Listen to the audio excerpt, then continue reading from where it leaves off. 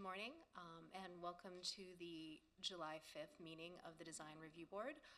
Our chair, Jim Bodner, is not here today, so as the vice chair, I will be overseeing the meeting. We have a bunch of items on the agenda. We only have 4 members here today, and I'm going to turn it over to staff to discuss that. Thank you, Ms. Sarah Geller-Nelson. Before we begin, I'm going to turn it over to Mr. Stephen Rothstein, who can let the public know how they may participate virtually in today's proceedings. Good morning, all. Today's meeting of the Design Review Board has been scheduled in a hybrid format, with a quorum of the board physically present in the Commission chambers at Miami Beach City Hall, and applicants, staff, and members of the public appearing either in person or virtually via the Zoom platform. In order to participate in today's meeting, those wishing to participate via the Zoom platform may dial 888-475-4499, which is a toll-free number, and again, the number is 888-475-4499, and enter the webinar ID, which is 822-7394-1924, or log into the Zoom app and enter the webinar ID, which again is 822-7394-1924. Any individual wishing to speak on an item must click the raise hand icon if they are using the Zoom app, or dial *9 if they are participating by phone. Before I swear in those that are testifying today, I'd like to read the city's notice regarding lobbyist registration. If you are appearing on behalf of a business, a corporation, or another person, you need to register as a lobbyist with the city clerk's office. If you haven't registered yet, you should register before you speak to the board. You do not have to register as a lobbyist if you are speaking only on your behalf and not on any other party, or if you are testifying as an expert witness, providing only scientific, technical, or other specialized information or testimony in this public meeting, or if you are appearing as a representative of a neighborhood association without any compensation or reimbursement for your appearance, to either express support of or opposition to any item. Expert witnesses and representatives of neighborhood associations shall, prior to appearing, disclose in writing to the city clerk their name, address, and the principal on whose behalf they are communicating. If you are an architect, attorney, or employee representing an applicant or an objector, you must register as a lobbyist. These rules apply whether you are appearing in favor of or against an item, or encouraging or arguing against its passage, defeat, modification, or continuance. Madam Chair, would you like me to swear everyone in now, or do you want to deal with the motion for the vice chair for the meeting at this time? We can do the vice chair. Okay. So because, we need to elect a vice chair for this meeting only because Jim's not here. I'd like to nominate Scott. And we need a second. All those in favor? Aye. Motion carries. Thank you. Thank you. Okay, so for those that are testifying today, if you could please stand and raise your right hand. Okay, great. Do you swear or affirm that the testimony you will be giving in this proceeding is the truth, the whole truth, and nothing but the truth? I do. Okay, thank you. Okay, with that, we can move along to attendance. As Ms. Geller-Nelson mentioned, we do have a short board today. We have absent Jason Agopian, James Bodner, and Sam Sheldon. Because of that, any application that included variances as part of the primary application will have to be continued to the September meeting. But before that, we can start with the approval of the minutes from the June 7th meeting.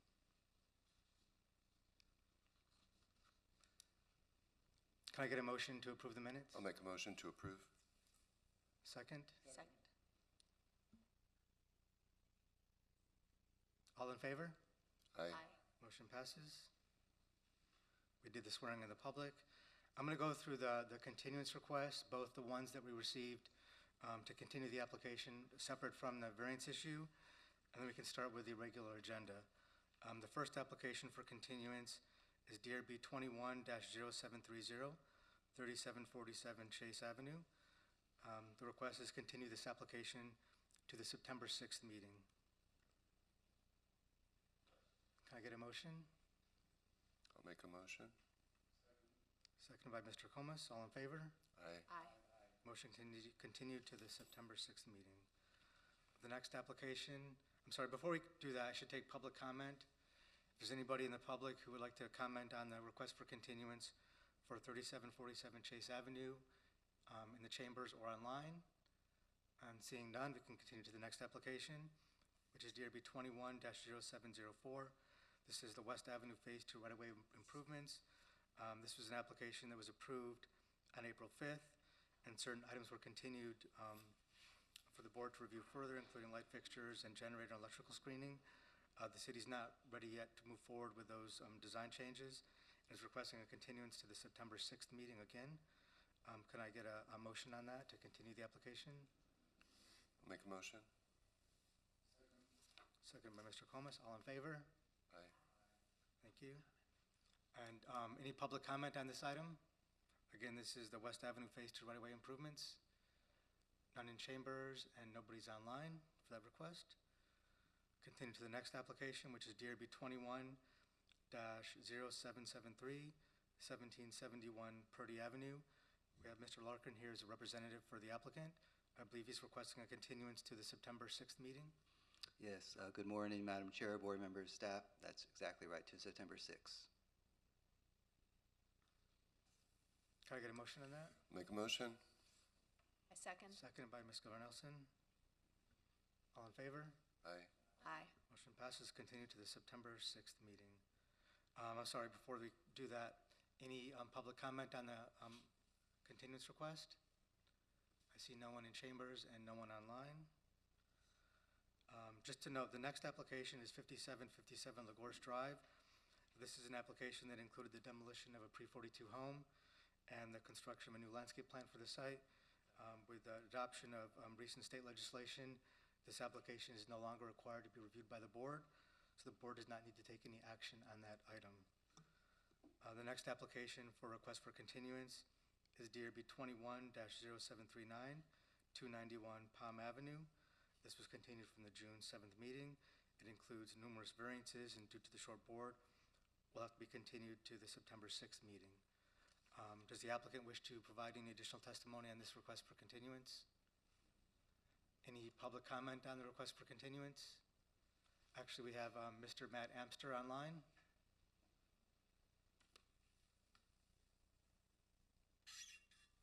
Hello, Matt. Good morning, Matt. Yes, Matt Amster, law firm of Burke, Howard, L. Fernandez, Larkin, and Tapanez. Office is at 200 Southwest Main Boulevard. Yes, due to the short board and our variance requests, we cannot be heard today, so we wish to be continued to September.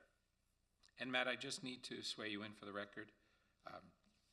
Do you swear or affirm that the testimony that you have given us in this proceeding has been the truth, the whole truth, and nothing but the truth? I do. Thank you. Okay, do we have any public comment for this application for continuance? I see nobody in chambers and nobody online. Could I get a motion to continue to the September 6th meeting? Make a motion. Second.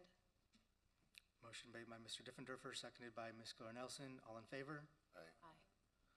The application is continued to the September 6th meeting. For the next application for a continuance due to the short board is DRB 22-0834, 3100 Pine Tree Drive. Do we have any public comment on the request for continuance? I see nobody online and nobody in chambers. I've already notified the architect and told him he did not need to be present for the continuance due to the short board. Could I get a motion to continue the application to the September 6th meeting? Make a motion. Second. All in favor? Aye. Aye. And just for a note, we do have another application on the agenda that does include a variance, and that's DRB 22-0817, 281 Palm Avenue. However, that variance is just for a driveway, so I believe that that application can move forward today, with the exception of the variance. So I would ask that we review that application when it comes up on the agenda, and the board can continue that variance request at the time to the September meeting. With that, any other requests for continuances? Yes, Michael. Again, Madam Chair, Board Member Staff, Michael Larkin, 200 South Biscayne Boulevard. I have two other continuance requests. The first one relates to, it looks like it's item number 11 on your agenda. It's DRB 22-0822, 205 East San Marino Drive. I'd like to continue that to the September 6th DRB agenda. Do we have any public comment on the request to continue to the September 6th meeting? I see nobody online and nobody in chambers. I'll make a motion. Motion made by Mr. Diffenderfer, seconded by Mr. Comas to continue to the September 6th meeting. All in favor? Aye. And my final effort to make you guys end your hearing by noon is to request a continuance of DRB 22-0830, 1717 West 24th Street to September 6th, please. Do we have any members of the public wishing to speak on the request for continuance for DRB 22-0830, 1717 West 24th Street? I see nobody online and nobody in chambers. I'll make a motion. Motion made by Mr. Diffenderfer. I get a second. Second. Seconded by Ms. Keller-Nelson. All in favor? Aye. Aye. Great, thank you very much. Motion passes 4-0. With that, we'll move on to the regular agenda. Now we have received a request that the architect is not yet here for DRB 22-0835. This is 7140 Collins Avenue. So we're going to move along to the next application on the agenda, which is DRB 21-0706 for 120 MacArthur Causeway. And Giselle is going to read in the notice for this application.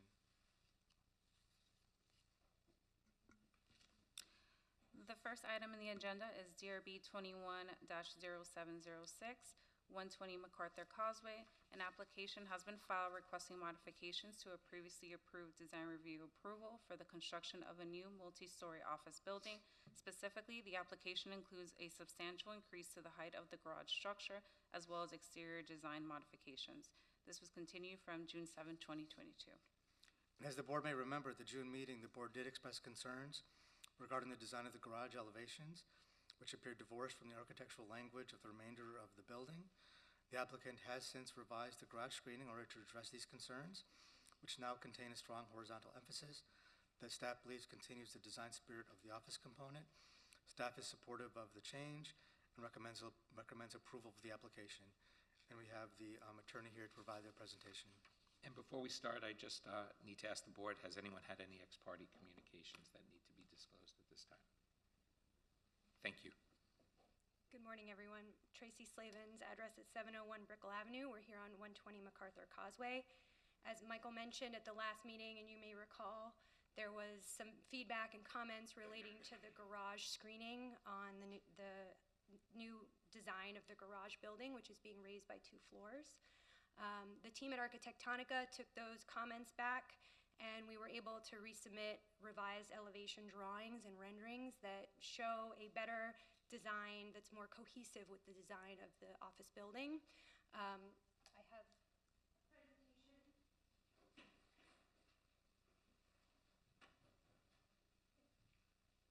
that we can bring up and boards for your up-close viewing. What we've done is redesign the tensile fabric screening to continue the pattern of the windows from the office building onto the garage facing. So what you have now is a continuation of the pattern of the window designs that is then translated into the tensile fabric on the facade of the garage. Here's a microphone. And Bernardo Fort Brescia will walk you through those designs.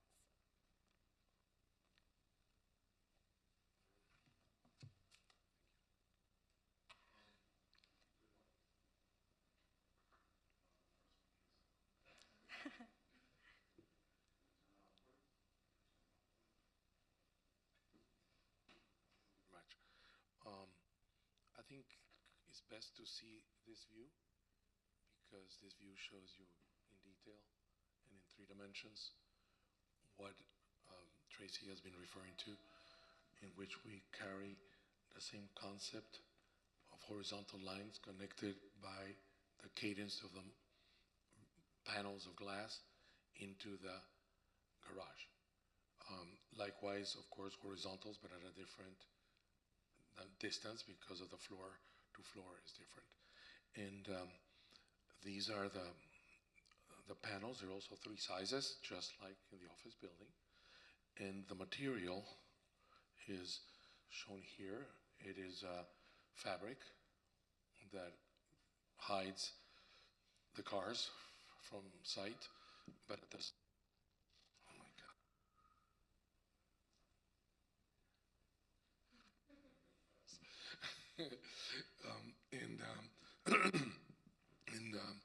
We did it in this tone, this sort of silvery tone, because it relates more to the coloring of the to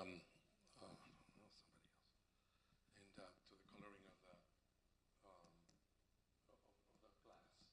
We thought it created slight contrast between the slab and the fabric. But the fabric is stretched, so it is flat. It's not bulging. It's a stretched fabric, and it has enough void to create the proper ventilation for the garage, and at the same time enough density to hide the cars. It is, and that shows you the context of the different elements of the building. And you see this overall view in which you see the garage and the office building next to each other. And this is the garage from our next door neighbor from Fisher Island. I think those are the main points that we presented. The reason for this meeting is because, as you recall, there's a modification to the garage. We have other views of the building if you like. I always have them available, but these are the main items that are relevant to this meeting. But you're welcome any other questions. I can show anything else you need. Thank you. Thank you. All right, are you concluding your presentation? Or? Yes, unless you have any other questions. As you can see, we have incorporated the sleekness of the building into the design of the garage by eliminating the undulations of the fabric that we had shown for you last month. And we think that this is a much more successful design to complement the design of the building. To some extent, a minimalist approach diminishes the importance of the garage in a way, and makes it a cleaner line. And I think that's something we discussed last time. Thank you. Thank you. I'd now like to open for public comment. Sure, do we have any member anybody in the chambers who wishes to speak on this application? And we have nobody online. Okay, I'd like to close the public comment portion and open up discussion to the board.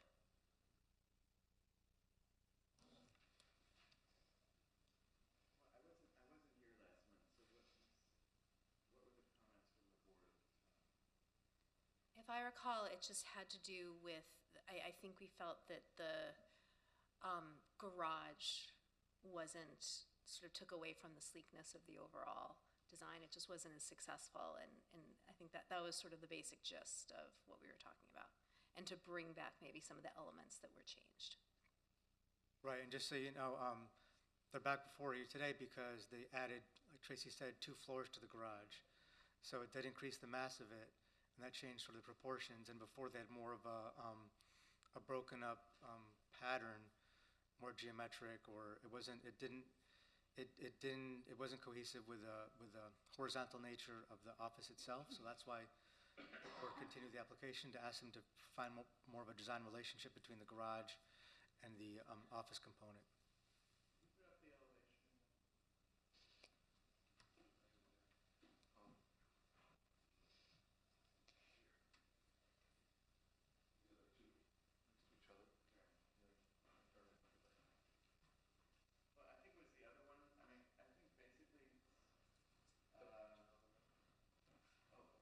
The previous one was undulating, Oh, I see. was not straight. Okay.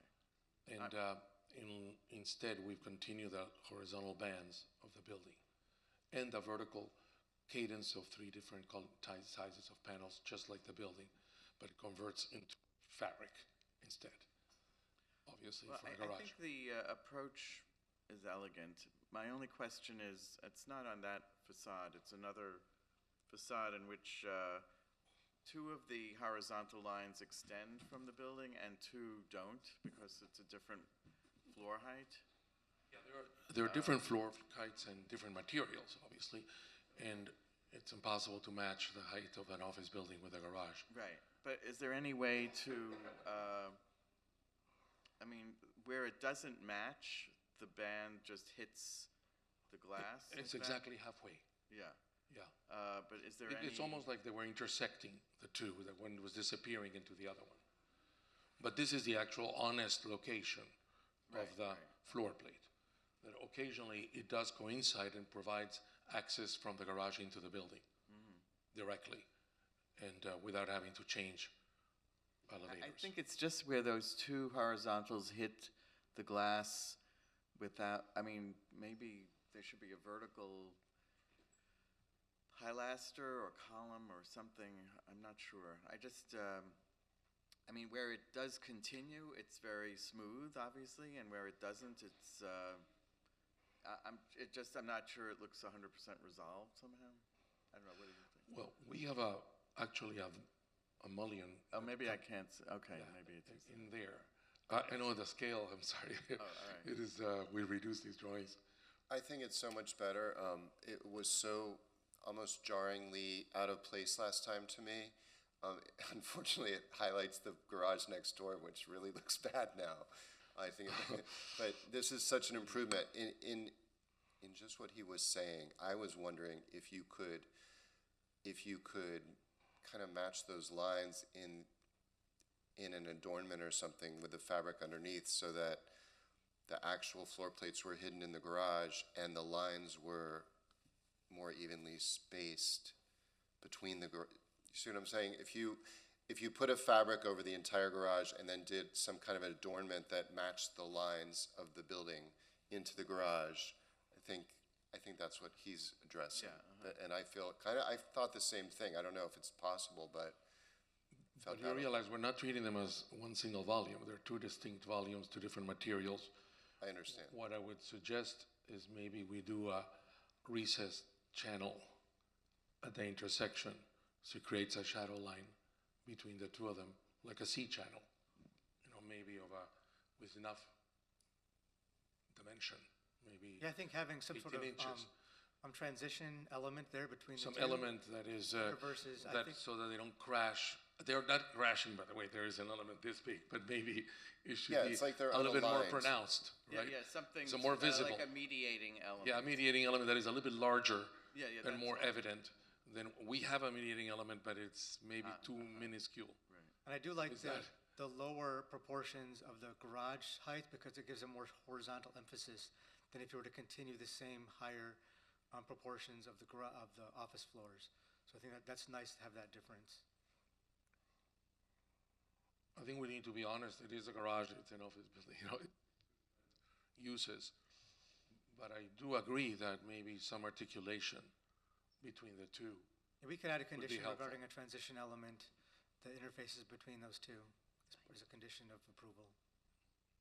Yes, I think it is a good point. Yes, good idea. I agree. I agree. I think that this is a good improvement, and one of the things that struck me about the structure is I like that it was so sleek, and we've come back to that, so. Thank you. Does anybody want to make a motion? Or Fernando, do you have any comments? I want to make a motion to approve. Can I make a friendly amendment to add the condition to work through Yeah. it's like the intersection of the office and the garage buildings? Like work with staff to develop Yes. that. Do you have a second? I'll make the second. Second by Mr. Diffenderfer. All in favor? Aye. Aye. Motion passes 4-0. Thank you. Thank you very much. With that, I see that our architect is still not here for 7140 Collins Avenue. So we can move on to the next application, which is DRB 22-0832 for 1634 Alton Road. The next item on the agenda is DRB 22-0832, 1634 Alton Road, An application has been filed requesting design review approval for the installation of a electronic graphic on the north side of the previously approved building at the ground floor. Due to the proposed size, a review of the City Commission will also be required. Thanks, Giselle. Just so the board knows, some of you may not have been here when this application for the main project was approved initially. This site is part of a phased commercial development, the 1212 Lincoln project, that spans the entire block on the west side of Alton Road, just south of Lincoln Road. Phase 1 of the commercial development is complete, and the second phase of the project, the northernmost portion of the site, will include retail and the city's first Citizen M Hotel, which is the subject site for this application. The applicant is proposing the installation of artistic super graphic along the ground floor facade of the hotel entrance, which is sited at the northwest corner of Lincoln Road and Alton Court. The graphic will continue from the outside into the inside of the lobby. Staff has no objections to the installation of the mural and recommends approval. As Giselle noted, because it is larger than 100 square feet, review and approval of the City Commission is also required. And before we start, I just wanted to ask the board members to disclose any names of any individuals whom they've had ex-parte communications with. None? Thank you. And the other thing I note, I've got two team members on Zoom. I don't know if you can see Ashley Zoria and Luis Castillo. They're likely not going to have to speak, but I just want to let you know they're there. Graham Penn, 200 South Biscayne Boulevard, here representing OSIB Miami Beach, bringing publicly accessible fine art to this portion of the city, which we're very excited about. PJ, if you could put my slides up, I'll take you through it quickly. What I've handed out is the final iteration of this design.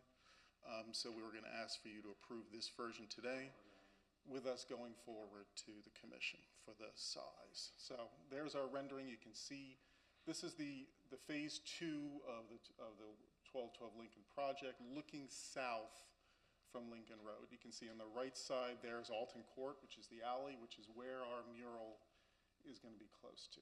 Next. Everyone knows where 1212 Lincoln is. It's at north of between 16th and Lincoln, the entire west side of Alton Road. Next. So this shows you the existing Wells Fargo bank that's there today. It's in the process of being demolished. You may have been aware, seen it in the paper at minimum, regarding the Enzo Gallo, a Cuban-American artist who put murals on the property in the early 70s. Citizen M is happy to be partnering with the city and MDPL. I want to especially thank Daniel Ciraldo for his advocacy on this, to retain all those murals. So if you've driven past the building in the last couple of days, you've seen that they've all been successfully removed. They were put directly on block. So we've had to cut out segments of concrete block, and they're going to be retained and reused somewhere else in the city. So we're very excited about that element of the project too, which of course is not in front of you today, but that is just to give you an insight as to Citizen M's belief in publicly accessible art. Next. So this is showing you that corner today, right? You can see Alton Court there, and then on the right side, you're looking down Lincoln Road. Next. Just to show you how we align with our neighbor, which is the Lincoln West Gardens, the condominium. Again, we think that this mural is beautiful and will be an advantage if you're seeing it every day, but they're actually pushed back off of the edge of the sidewalk, so they really are not going to see anything directly from this mural, unfortunately for them. Next. Just showing you what's across the street. Again, we have the commercial development that's on the north side of Lincoln. Next. Okay, so here's the fun part. So this is the approved phase 2 layout. On the left side is Lincoln, on the top is Alton. We have storefronts that will be on both Lincoln Road and Alton, and then the entrance to the hotel is all the way on the northwest corner of the building, right up against the alley. So again, we want to enhance this area as much as we can, given its pedestrian nature, lack of pedestrian actually, nature on that corner. Next. These are the elevations showing you both the flat elevation and the isometric. as staff said, we've got 303 square feet that's actually exterior, but the mural, as you'll see from your handout especially, extends into the building. So it's all glass, obviously, a glass storefront, so it will be one unified vision as you're walking along the street. And again, we think it's going to be a great vision. Next. So Ana Valdez, who is our artist, is a fine artist out of San Francisco. She's relatively young, but her work has been shown internationally already.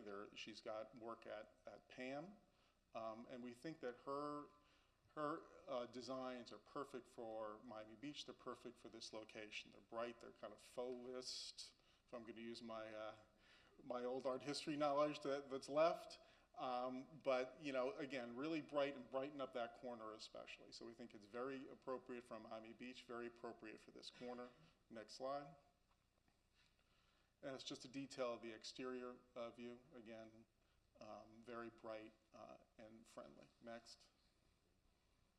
And there's just a little bit of Anna there to close it out. So Anna's from San Francisco, but we think that her style is very appropriate for this area and for Miami Beach. So with that, I'll close, open ourselves up for any questions. We would ask for your approval today of the revised design, the final design. Assuming we're approved today, we will move on to the commission for the final approval. So I'm here for any questions you may have.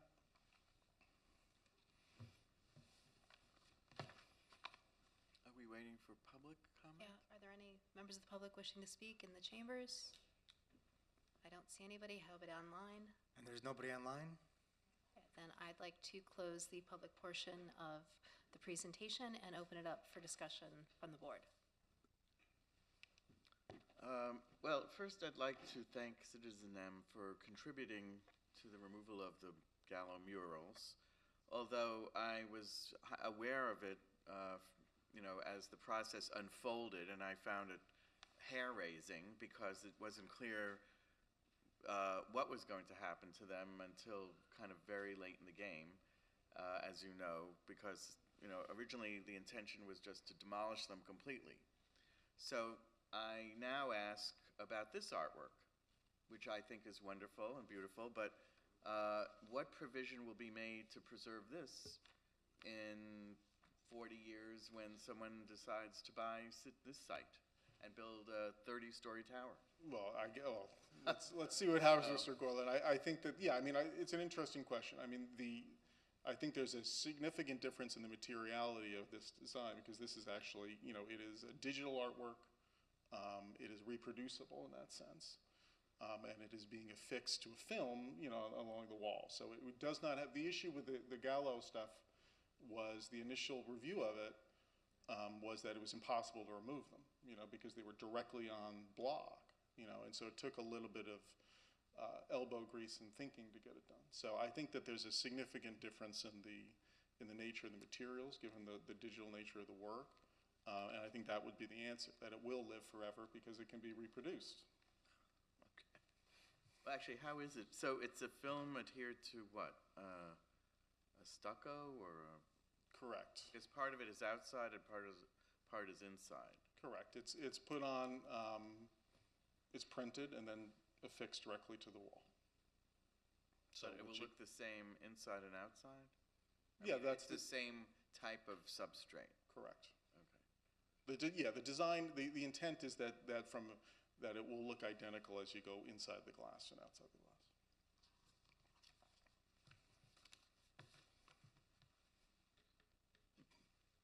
What kind of material is the film? Do you see Ashley online, Michael? Because she might be able to answer that question. Yes. Ashley, are you there? And, I am, yeah, can you hear me? And Steve, she'll need to be sworn. Yes, correct. Ashley, do you swear or affirm that the testimony you're giving in this proceeding is the truth, the whole truth, and nothing but the truth? I do. Okay, thank you. Yeah, so the film we print on, we've used it in many of our properties actually have indoor, outdoor artworks. It's a 3M sort of perforated film. We sort of like a bus wrap type film. So it's, you know, that's what we've used on windows for perforation. Otherwise, in this instance, like when we put it on a window and it needs to be visible from the interior, In this instance, it does not, so it doesn't need to be perforated. So it is an outdoor quality 3M film, essentially, that would be placed, adhered directly to the smooth substrate of the wall behind it. And we can use then that same material to transition from the outside to the inside. Thank you, Ashley. Did you submit any pictures of the rest of the building, of the side, maybe along Alton Road? The Citizen M portion of it, I don't know if that's in this set. I doubt it. I mean, it is a glass storefront on the front, because again, if we could go back to the slides, the Citizen M portion, the actual hotel portion, is only comes to ground on that northwest corner. The rest of it is just open glass storefront, corporate storefront. So, That's not part of the hotel no, development. PJ, I apologize. I don't know what slide it is. We can just go back till we hit it. I'll show it to Sarah. The floor plan. There you go. So that gray is retail. So that's going to be storefront, and you can see all the doors, the storefront doors. So that on the upper right is the grand stairwell that we're building that will connect phase 1 and phase 2. You can see that. So that's a wide stair that goes up and gives access to phase 1's retail. So yeah, there will be no wall, essentially, east of the Citizen M entrance. It'll all be storefront glass. And that's actually, you can see it on the first page, sort of. You can see the glass storefront system, which will continue all the way around the building, as approved. So none of that's obviously changing in this application. It's only really, and again, I'm belaboring this, it's only because this entrance has that wall, essentially, that juts out, that we wanted to activate that, so you can see it when you're looking east. Question, what kind of function do the 2 doors, actually 4 doors, on the mural? Oh, inside? Yeah. Those are elevators. Right, Ashley? Is it possible to carry the mural onto the elevator? on the If doors? you go to yeah, we've looked at that in the past properties. The problem with that is adding that extra material to the elevators. We've run into it negating the warranty with the elevator manufacturer. So just for maintenance purposes and for warranty purposes, we've looked to avoid doing that. And they scratch too. Yeah, they wear differently, They're right? terrible. Thanks again, Ashley.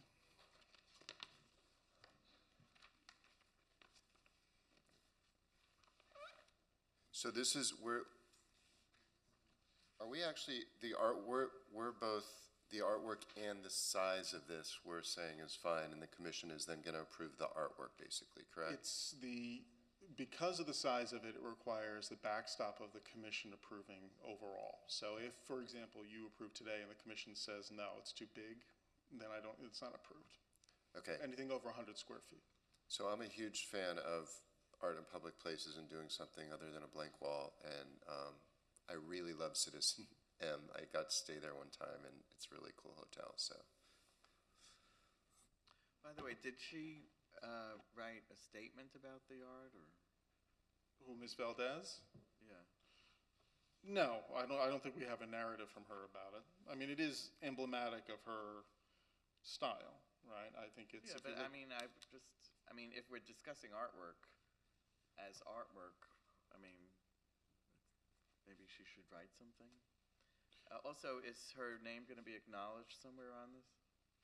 I would think that would be a good idea. And I guess, let me ask that to Ashley. I mean, if the request, Mr. Gorlin, is for us to have a museum-style identification with maybe a narrative attached to that on the installation, I think that's a good idea. Ashley, do you have any comment on that?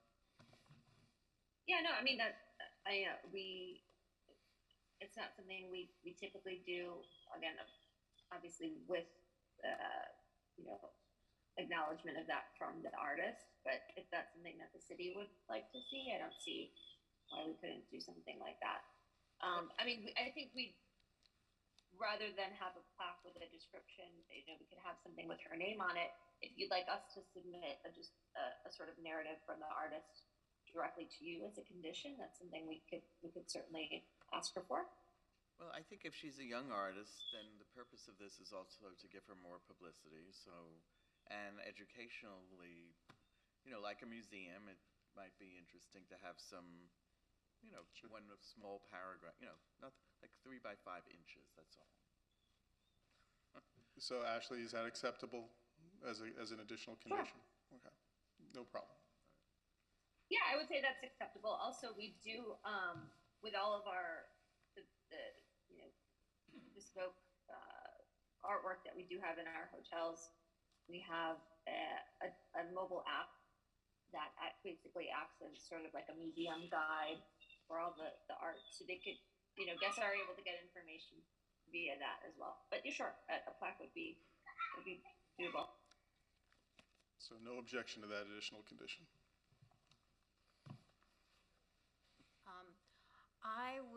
I think that this artwork is lovely, and I think it's a great idea to activate that. I mean, I like it so much, and considering what was formerly existing there anyway, and this commitment to public art, I'm a little disappointed that there's not more of it. I mean, in general, and this has nothing to do really with the hotel, more with, I have a lot of, I wasn't here when I guess did this come before the board? I wasn't involved. I think it was a mistake, honestly, by the commission, by the planning department, to reduce the setbacks, to increase the height. Already, these two buildings, 1212 and the one across the street, are creating this terrible canyon effect on Alton. I don't think that's good for the city in general. And yeah, I mean, I find that this building has a lot of missed opportunities for creative reuse. But I do like the artwork. I like Alex's idea of having, a little bit of info about the artist. So yeah, it's great that these murals are being preserved, but I think other choices could have been made along the way that I would have been more supportive of. So, yeah. I would like the colors to be as close to what we are approving. I think that's very important.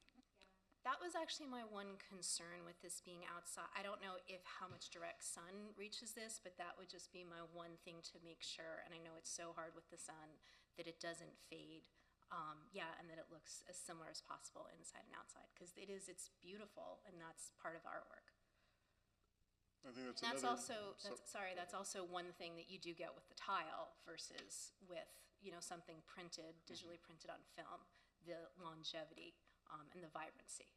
It also has the advantage, though, of being replaced without damage, right? So, I understand that concern. We want to make sure that it's uniform now, and it's going to be uniform when it's installed, that it looks uniform for years to come.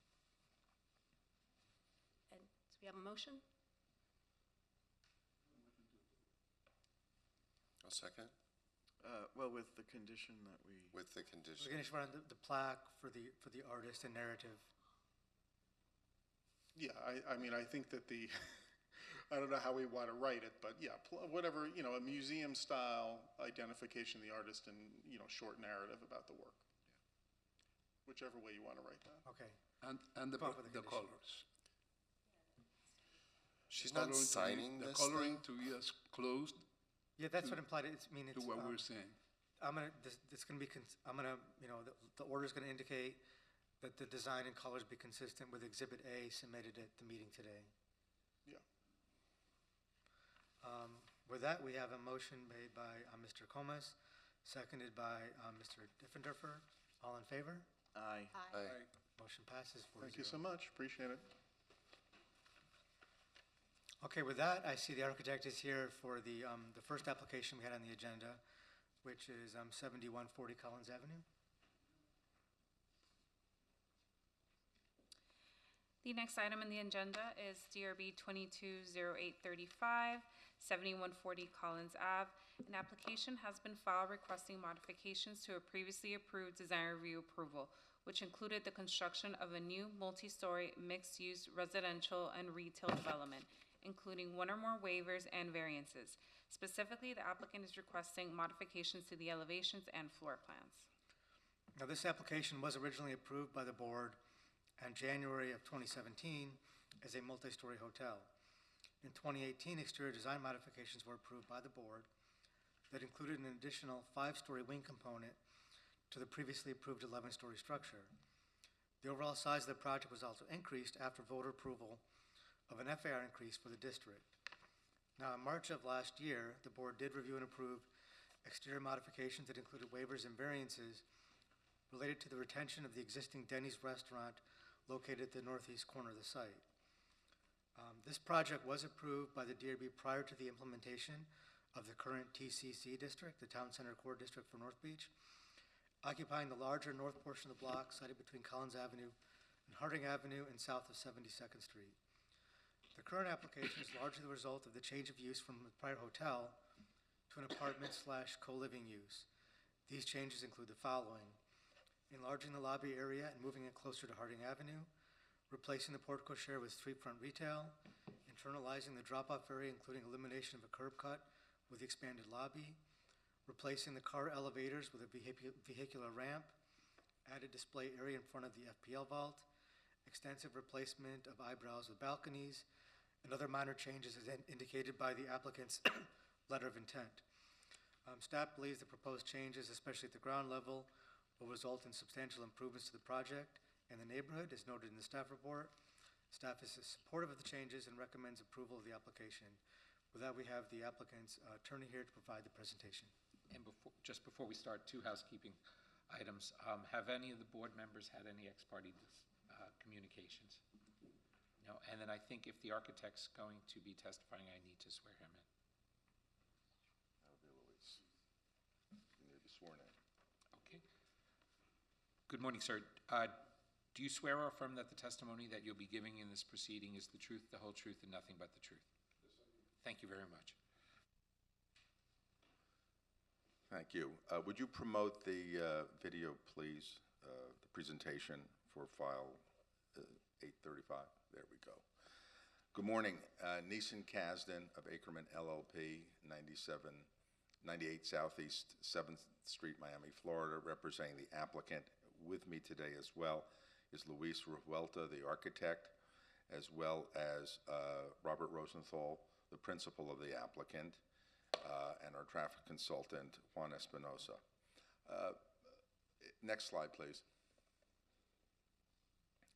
Try to go through this fairly quickly. I think you're all familiar with the location of this property on the corner of 72nd and Collins. Next slide, please. That's the site as it exists today, largely a vacant lot. Next slide. Again, another image of it. Next slide, please. Michael walked you through the reasons for the changes that are being proposed. Most importantly, I'd like to point out when this project was originally approved, the facade was completely wrapped with balconies. The program changed where it was going from a residential building to a residential building and hotel. The balconies were removed, leading to a less uniform facade, as Luis will show you. In returning this to its original approved look, one of the things that was important to the planning staff was that the activation of the property along Harding Avenue be less vehicular-oriented and more pedestrian-oriented with activated facades. You'll see that in a moment. Next slide, please. I think you know the work of Revuelta as well. He's done a lot of projects in that immediate neighborhood, some of which you see there, including L'Atelier on the upper left-hand corner. Next to that, the Monte Carlo, and what is not shown is the Regatta on Indian Creek Drive. Next slide, please. Next slide, that's our principal's company, which has done a lot of real estate investment and development. We've had extensive community outreach, 2 large community meetings, including every homeowner association, including the neighbors across the street, the Burley House. I would say that the reception of this has been very enthusiastic, and actually there is a preference, decided preference to make this into a full residential building instead of a hotel and residential building. Next slide, please. As you know, this is consistent with the objectives of the North Beach Town Center Plan and the North Beach CRA, and would be perhaps the first of the new investments in the town center. Next slide, please. I'll now, let's go through this next slide, and then we'll bring up Luis so he can go directly to the design. Next slide, please. The modifications have been described by Michael, and now I'll ask Luis to walk us through in specifics the modifications requested. Good morning, Luis Revuelta with the offices at 2950 Southwest 27th Avenue, Coconut Grove, Florida. As Michael and Neeson have explained, the project is now going back, and I think both staff and us are very happy that we're reintroducing the balconies again. When we took out the balconies, it was difficult for everybody. We did get the approval, but I think the balconies now back are going to add a lot of layering and shadow and shade into the building. Next slide, please. And interest. Next slide. This is the overall site plan, which essentially shows more landscaping. The roof is going to be passively activated, as before it was just mechanical equipment. We were able, through working with engineers, to consolidate all of the mechanical equipment further into the center of the building. So what you'll be seeing is landscaping actually projecting from the roof now, as opposed to before it was just either a roof or some mechanical equipment. And next. These are going to be different views from different angles and perspectives, showing the difference of what was previously approved for the second time, that revision, and what we're proposing now, which essentially mostly is going back to the look that we had in the building and the original approval. Next. Again, this is a view closer from Collins Avenue. You can see that the balconies are now being reintroduced. Next. This is the northeast corner where the dentist is. We're planning, as we did before, wrapping around the corner with the architectural cladding and treatment as to create a uniformity and cohesiveness in the design of the project and the pedestal. That continues to be the case. And of course, the balconies again. Next. This shows that where it was going to be a hotel, we had certain functions that had to be tied into the hotel. In this case, we're introducing smaller units instead of hotel functions. The activation of the upper deck of the pedestal pretty much remains the same. As you can see, the pool continues to be on the northeast corner. But we think it's going to be a spectacular deck because obviously this property has the advantage of being able to see through the band shell, through the park, into the beach and the ocean. Next. This is just again a view of the deck that I just described on the northeast corner. Next. As you can see, there is an increased amount of landscaping, just as in the passive activation of the roof. The building has not increased in height, so it's the same height as it has been previously approved. You know that this area allows a greater height up to 200 feet. We're not doing that. We're staying at the same height that we had previously approved. Next. This is the view from the northwest corner. As you can see, we're trying to interact the geometry of the shapes of the residential portion with the pedestal portion. And we're breaking that end portion of the residential element on top of the tower with a vertical element that we think is successfully creates an interesting break in the mass. Next. These essentially are the points that we've been talking about. We are enlarging the lobby closer to the street, thanks to actually a lot of work from staff and insistence. We have substantially changed the north side of the property on Harding Avenue to eliminate one curb cut. We had two before, 24 feet. We only have one now. That has been in exchange for a plaza retail, which we have already in the corner of the northeast corner of the property. And then we only have one entrance and exit, and we also have changed the look of the Florida Power and Light vault that before was landscaping. Now we're putting a glass facade with a certain depth to actually try to tie in all that Harding Avenue street, the urban context, and make it look more like retail and less vehicular and more pedestrian. Next slide. This essentially shows what I was saying.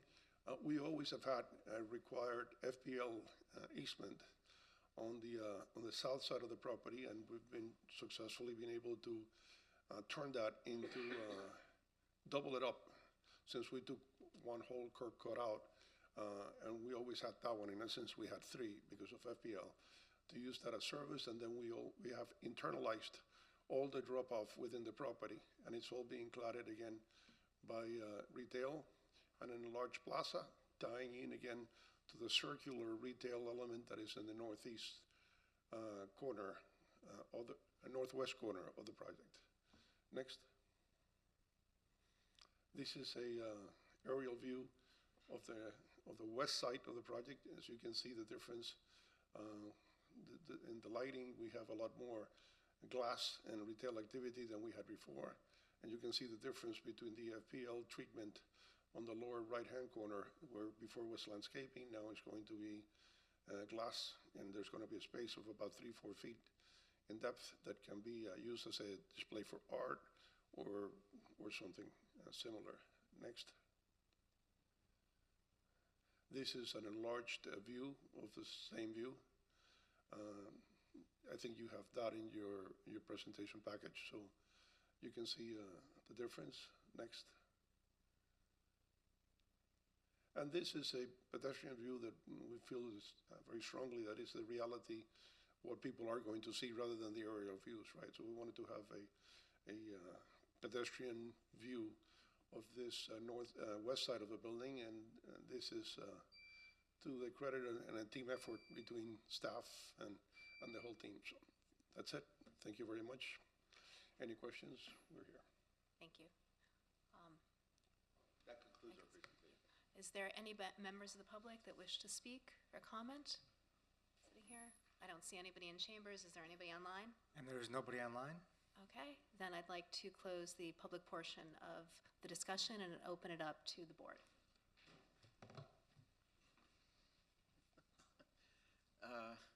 Well, I didn't see the original, but the one comment I would make is please don't refer to this as a vacant site. It's Buenos Aires Bakery. And in fact, I was looking for it the other day, and it said it had moved. I mean, I just where did it move to? I don't know if that's a legal question or not, but I mean. They moved to 71st, right? Okay. Important I point think we of should bring them information. back to this site, actually. They're good. I do think the rounded corner of the tower is better and cleaner and stronger with that slot in the center rather than having those intermediary setbacks. So that I think is better. And I like the retail along the base. I'm not totally sure of the reason for the angle. I mean, I didn't. Could you just explain why that angle in this area and what was the purpose of that? When you say the Well, in other words, I mean, the base is urban in terms of reinforcing the street front. Correct. All right. The And angle of the most tower? yeah, and most of the towers along Collins all the way down to South Beach, apart from, the ones south of First, are basically aligned with the street. So I'm just curious, what was your thinking for this angle? Well, The the site. siding of the residential portion, I normally don't call it a tower because we've had a lot of projects that are fairly high. So to me, this 124 feet is a fairly small size building, so I don't like to call it a tower to Whatever, enhance the a height. But slab. the reason it's at an angle is because we have, again, the fortune of having a open corridor view to the northeast, to the ocean. So it made a great sense to go ahead and angle the tower, as you say. North Shore Park and Oh, the the park band is- shell yeah, is that's catty right. corner. Ah, So right. that angle exposes the, And Units to frankly, the ocean. that does create a structural challenge and a little bit of increase in cost, because now you have an orthogonal pedestal with a building that sits at an angle, but everybody felt it was worth the investment to do that. And I think that it also creates a little bit of a change in the pattern, that just having the wedding cake of pedestal and residential on top, or pedestal building on top. I think this also opens up angles of views and angles of light that I think will be interest at the urban context.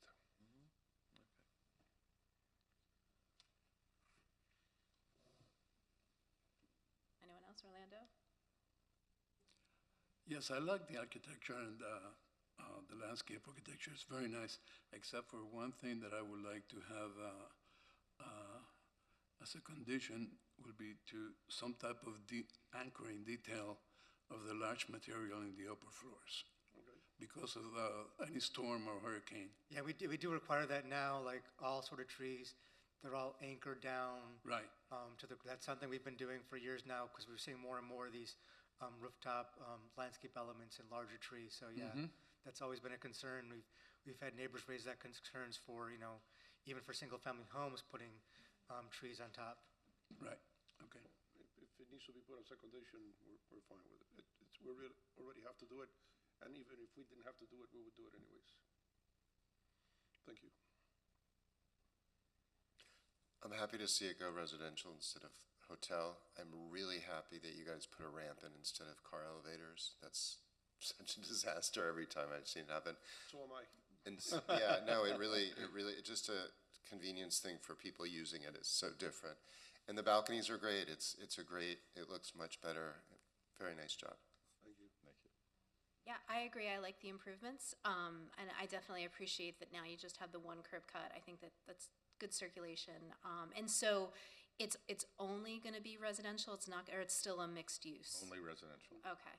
And then with the roof amenity, that's a definite, or you're considering it? I'm sorry, what was the question? The roof amenity, I think it's a passive roof amenity is a It's a definite. passive fact, it's going to be activated. Okay. Yeah, no, I think I like the changes. Oh, and then I remember last time when you were here, there was issues with Denny's. It seems like that resolved itself. I mean, that was a big concern last time. Well, remember, the last approval was to allow this to be phased, where there will continue to be a service driveway to Denny's along 72nd Street. Which is existing. Which is existing, and at such time as the Denny's lease is finished, then they will put a storefront in there so that was why it came before the board.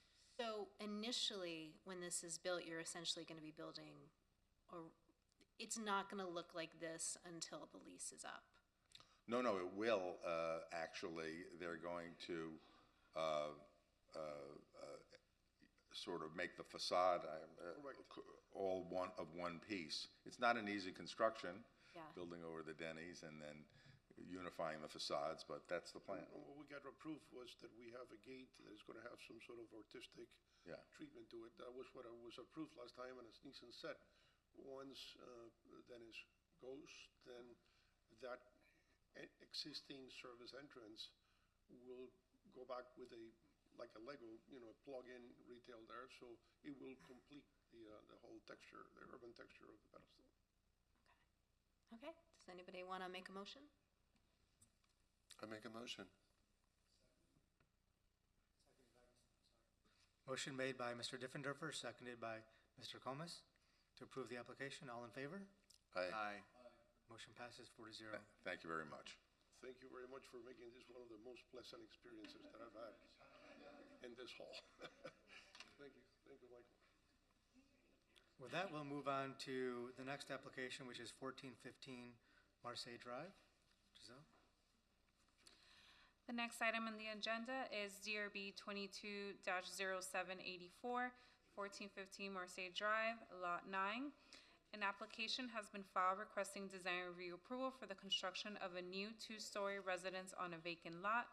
Note this lot was created as the result of a lot split application to split the parcel at 1415 Marseille Drive into 3 individual buildable lots. The lot split application includes the future demolition of a existing pre-1942 architecturally significant home located at the center of the 3 lots. As Giselle mentioned, this application is part of a lot split, which you saw a companion application to this for the opposite side of the site a few months ago. As a condition of approval from the planning board and also as a code requirement, the lot coverage cannot exceed 25% and unit size cannot exceed 40%. They also cannot seek any waivers or variances. So they're complying with the code. They're here before you for the design. Staff is recommending approval of the application with some minor comments regarding the fine-tuning of materials and finishes. But we are supportive of the application, are recommending that it be approved, and we have the applicant here to provide the presentation. And Mr. Marrero, before you start, I just have to ask the board to disclose any names of any individuals they've had ex-party communications with. And having none, then please proceed. Good morning, Madam Chair, members of the board, staff. Mickey Marrero from the law firm Burkhardt, Riddell, Fernandez, Larkin, and Tapanis, here today on behalf of the applicant, Maria Cayola. Maria should be with us by Zoom, and with me today in chambers, our architect, Russell Blue, and my colleague, Nick Rodriguez. As Michael mentioned and Giselle mentioned, this was part of a lot split application that was approved back in October. You all saw the first home that was a result of that lot split in May and approved that home. You know, Russell has been working with us on this project since the very beginning. God bless you. And it's been a fun challenge to design homes that are compatible with the neighborhood and also compatible with each other, but also distinguishable enough that they are their own unique homes. And we're excited with these homes. We've been working very closely with Michael and his staff to get to a point where our client's very comfortable with these homes and there's something that the neighborhood can be proud of. As Michael noted, these homes are a little smaller than you're used to seeing because we do have that additional requirement that we cannot exceed 25% lot coverage and 40% unit size. While in the past, I've asked the planning board for some relief from those requirements, here our client was comfortable with that scale, and you have the homes designed accordingly. With that, I would like to turn it over. If we can get our presentation up on the screen. Thank you. I'd like to turn it over to Russell so he could go over the drawings with you. If you could move over to the next slide. And there you see the location of the current home. The lot is currently vacant, as was the other lot 11, which we had the approval for in May. There is a home that exists on lot 10. That application will be before you hopefully in October. Next slide. And with that, I'll pass it over to Russell. Good morning, Madam Chairman, board members, and staff. This home is required no waivers or variances. We are trying to fit the neighborhood, keep it in scale. We have staff recommendations with some minor accommodations. Next slide, please. This is the front. This is the rear of the home facing the water. Next slide, please. This is the side-facing neighbor that exists now. We did work with the neighbor on this elevation. We put in a couple of opaque windows on the second floor of the bedroom, which is on the upper left of this slide. And the other windows facing are the ones that are recessed are actually two-story high spaces, so there's no issue with really privacy because you can't really, you're set back with a stairwell and a two-story space, and the other one is a bedroom. Next slide, please. This is the same view in the evening. Next slide, please. This is the facing our other property where that'll be before you in October. Next slide, please. This is the same at night. Next slide, please. This is an aerial shot from the front corner. The water is obviously in the background. Next slide, please. And this is in context with the home on the left is the neighbor we work with on the elevation facing him.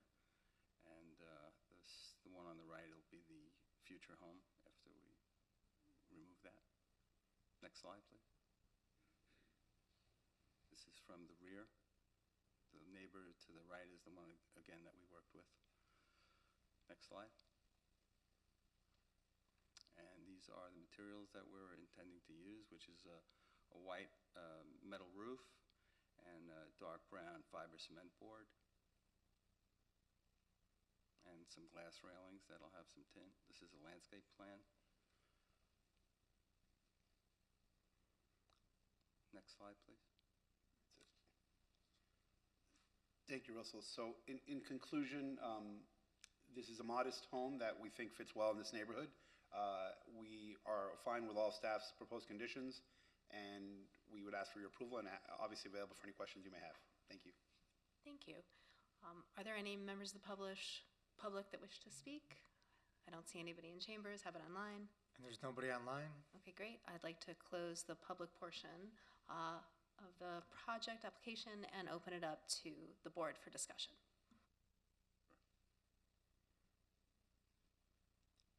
Orlando, do you want to start with any comments about the landscaping? No. Okay. It's fine. Okay. Thank you. Anyone else? Scott? Alex? So the extended elevation is that's the sides, right? Correct. Oh, I see. It's a thin lot. I don't really have much choice on that. I mean, I like the way it's divided up into parts. I think that's very good.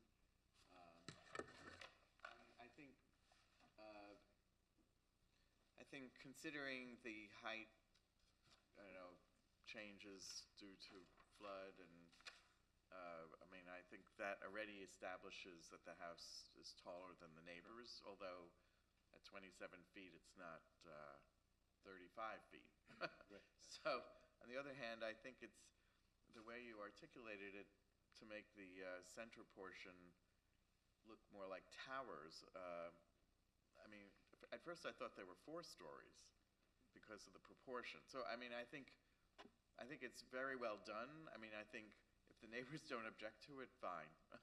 Because I think it actually looks taller proportionally than it is, which I think is, you know, a feat to accomplish. It's not, you know, if I was a neighbor, I might object to that, but if they're okay with it, fine. And and thank you for that. We did meet specifically with that neighbor because when we met with the neighborhood association, he came forward, had concerns about privacy. So we actually walked this whole elevation through with him and made changes accordingly. All right, I think it's very well done. Thank you. I agree. I really like it, and it does seem bigger than it is apparently. I noticed that staff did have a comment about the west elevation. Did you want to elaborate on that more? Because I think I agree. It could use some breaking up.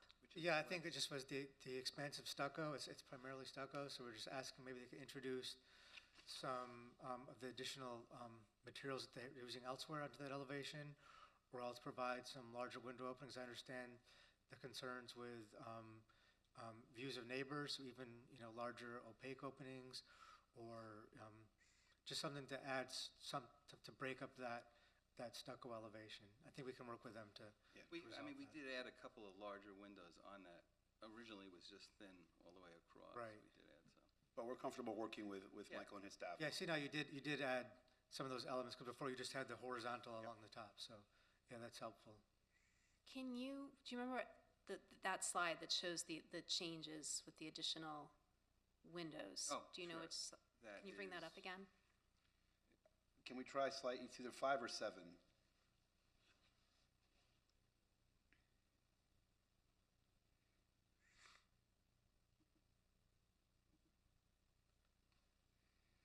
Oh, Yeah. That's it. Yep. Well, no. Next one. That. So So those gray, you said those are the opaque windows that you, Right. It was originally just straight across with those thin, and we broke it up with a couple of bigger windows. I agree with staff. I have to say I did think there was something really nice about, was it a clerestory window? Is that what that's? It was a little much that it was both levels, had just that. I almost feel like I'd like you to work with staff almost in considering, instead of those opaque windows, adding some of the wood-like elements that are in other parts of the house. I mean, I think that's one of the things that makes the design interesting on the other sides, that you do have this play of the stucco and the wood and the different shapes and everything. I feel like and maybe just keeping the upper story with the clerestory windows and then just adding those additional wood elements to the bottom. I don't know. Clearly, it's something that I think needs to be refined. Clearly, you have it in you. But that, I think, rather than breaking up the horizontal band, I would just maybe focus on the first floor. But yeah. I think at the there are breaks in that. We could do a pilaster on maybe each side of the breaks. In other words, that center part is recessed, so we could put a pilaster where those larger windows are. I mean, to break it up with brown. I mean, I guess I was saying I would remove the larger windows, and then play around. Yes, I think what you're saying, Sarah, is that maybe you could have that wood-like material. Maybe that's on the recess portion. Maybe on the upper level you keep just the clear story, and the lower, because that's where the neighbors have a concern. I think on the upper level, and maybe you have larger openings on the ground floor. So the clear story is focused on the second floor and not just clear story on the first floor. I will also say too, and I don't know, on the other side of those walls, are those bedrooms or? Which part? On the other side of the clear story walls. I will say this too, I have in my bedroom clear story windows, and it's a really nice element in a bedroom. Yeah. So I'd want to, encourage you to keep those, but yeah, I think there is a little too much stucco. Why don't we look at 814 rather than this, because this has all the landscaping in front of it. Oh. That one's not in the slide. Oh, no. Deck. Okay. I have back here.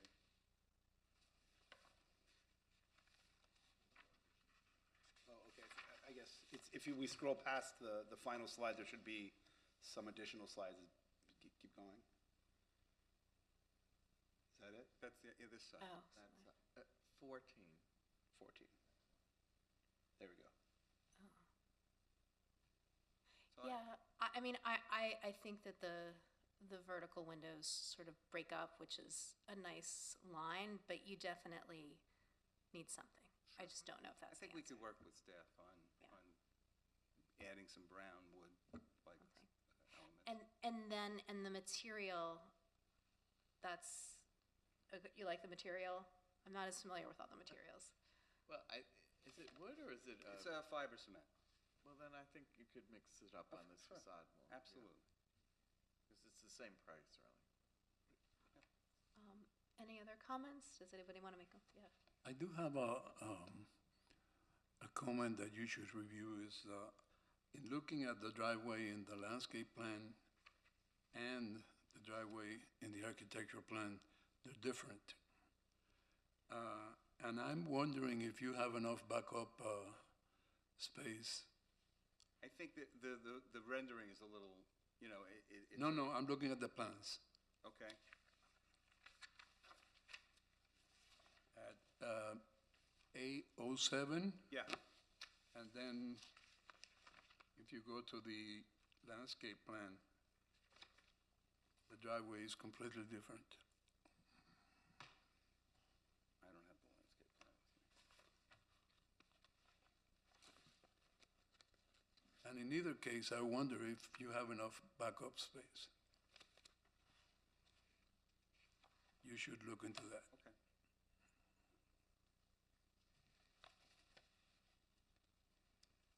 There is in the landscape plan a measurement in the middle of the garage. I don't know what that is for. It says 11 feet. Yeah, it's from the edge of the building to the walkway. But if that is 11 feet, then I wonder if you have the backup space.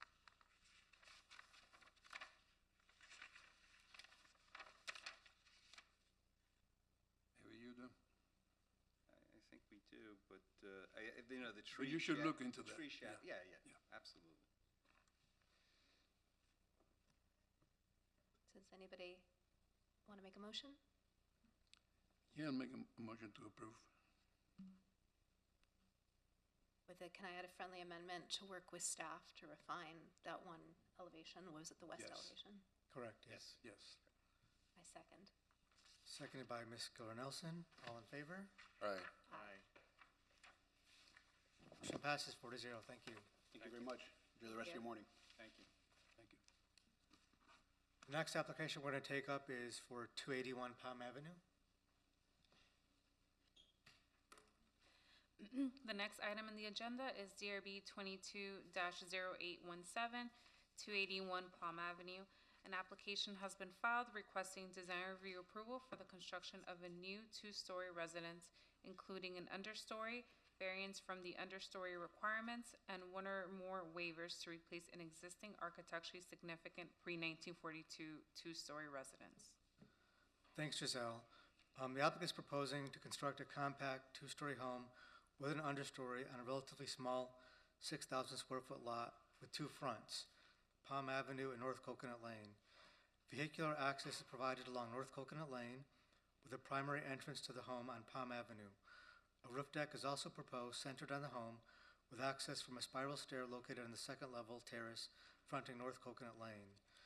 We are recommending that the architect add some additional elements such as continuous eyebrows or segmented eyebrows above most of the windows on the east and west elevations in order to provide some internal shading and break up these otherwise flat elevations. The applicant is also requesting a design waiver for the setback of the second story of the front elevation as the lot coverage exceeds 25%. The city code requires that in such instances, 35% of the second floor elevation be set back 5 feet from the minimum setback. And variation of this requirement is subject to the review by the DRB. As this site has two fronts, the request is specific to the Palm Avenue frontage, where the North Coconut Lane elevation is in compliance. 35% of the second floor, or in this case 12 foot 4 inches, is required to be set back an additional 5 feet. And 31.2%, so almost 35%, or 10 foot 11 inches is proposed. This takes into consideration the additional side setbacks proposed beyond the minimum requirement and the portion of the second floor along Palm Avenue that is recessed. And the required setbacks on the side are only 7 foot 6 inches, and the applicant is setting back the house further and providing 9 foot 4 inch setback on each side. With this combined additional setback of 3 foot 8 inches at all levels, staff believes help mitigate this request, and staff does recommend approval of this waiver. Regarding the variance, as I indicated this morning, because of the short board, if the board is inclined to approve the application, we would have to continue the variance portion of the application, which is relative to the open space requirements for the frontage along North Coconut Lane. That portion of the application will be continued to the September meeting, and then that variance application, or that aspect, will be reviewed by the board at that day. So in summary, we are recommending approval of the application with a continuance of the variance to the September meeting. And now, before we begin, I just have to ask the board members to disclose any names of any individuals that they've had an ex-parte communication with regarding this application. Thank you. You can proceed. Okay. Good morning, Madam Chairman. Good morning, longtime listener, first-time caller. So thanks for having me here. Stuart Dabowski, Dabowski Design Group. I'm here with my client, Dr. Keith D'Souza, and I have one staff member that's watching live. So I wanted to acknowledge Sonia Bounds from my team as well. This project was the compromise of a very difficult site. In reality, having two fronts and no rear made for a very challenged site. It's a long rectangular site, 6,000 square feet, as staff mentioned, and we worked very closely not only with the applicant, but we listened hard when it came to the city staff recommendations on the way to accomplish the house. With that, if we can queue up the presentation, I'd like to just walk you through some of the challenges that we had to address along the way. Next slide, please. So the property, as you know, sits at 281 Palm, on Palm Island, and I want to begin with, I guess, just a sympathetic plea to understand that this is a property that was the result, or is currently the result, of the city's artificially raising of the streets. The fact that Dr. D'Souza's garage sits approximately 20 inches below the finished crown of road at this moment really necessitated what this project was to become. Next slide. There's our location. I think you're familiar, obviously, with Palm Ave, and you see where our site falls towards the cul-de-sac, or the turnabout, I should say, at the end of the street. Next slide, please. These are pictures that Dr. D'Souza took just about 4 or 5 weeks ago when we had the heavy rains, and these are the kinds of things that he's had to contend with on a regular basis with the rains. And frankly, I don't think any of us would be here today talking about this project had it not been for this situation. The heavy rains, and you can see the elevation of both streets, of which he has frontage, obviously, on both, cause his property to flood on a regular basis. The next couple of slides, if you don't mind the next, just wanted to sort of reiterate those points and the fact that although the house is quaint and enjoyable, by the way, Dr. D'Souza is planning to relocate his family to this property once we're able to build the site. So time is certainly of the essence for him as he makes his career choices with Jackson Hospital and works his way towards Miami Beach. Next slide, I think, is the last of the horror show, but I just wanted you all to see what we were dealing with in the way of I'm sure we're not unique to this property, but our project concern, but here we are. The next slide. Sorry, one more. We can move on from that, just so that you can see the issues. So the house, as you can see, is a modest home. It's pre-1942 and 1938, to be exact, and it sits obviously much lower than our surrounding new construction neighbors, both across the street and even down the street on Palm Ave. The next few slides, I think, will just depict some of the new things that are happening within the street and what we're trying to comply and sort of be a good neighbor to. This is still the existing house on better days when it's dry, but I wanted you to see small garage attached to what is essentially a cottage. Next slide, please. So this is the context of where we're building. Larger modern homes are going up. The understanding of what it is to have an understory versus pure two-story, and we opted to go with the option that Dr. D'Souza's family could most use. The home, by the way, still well under 2,800 square feet finished. So by rights, I think it could have been bigger, and my client was more than satisfied with what we were able to do, especially given the cost of construction these days.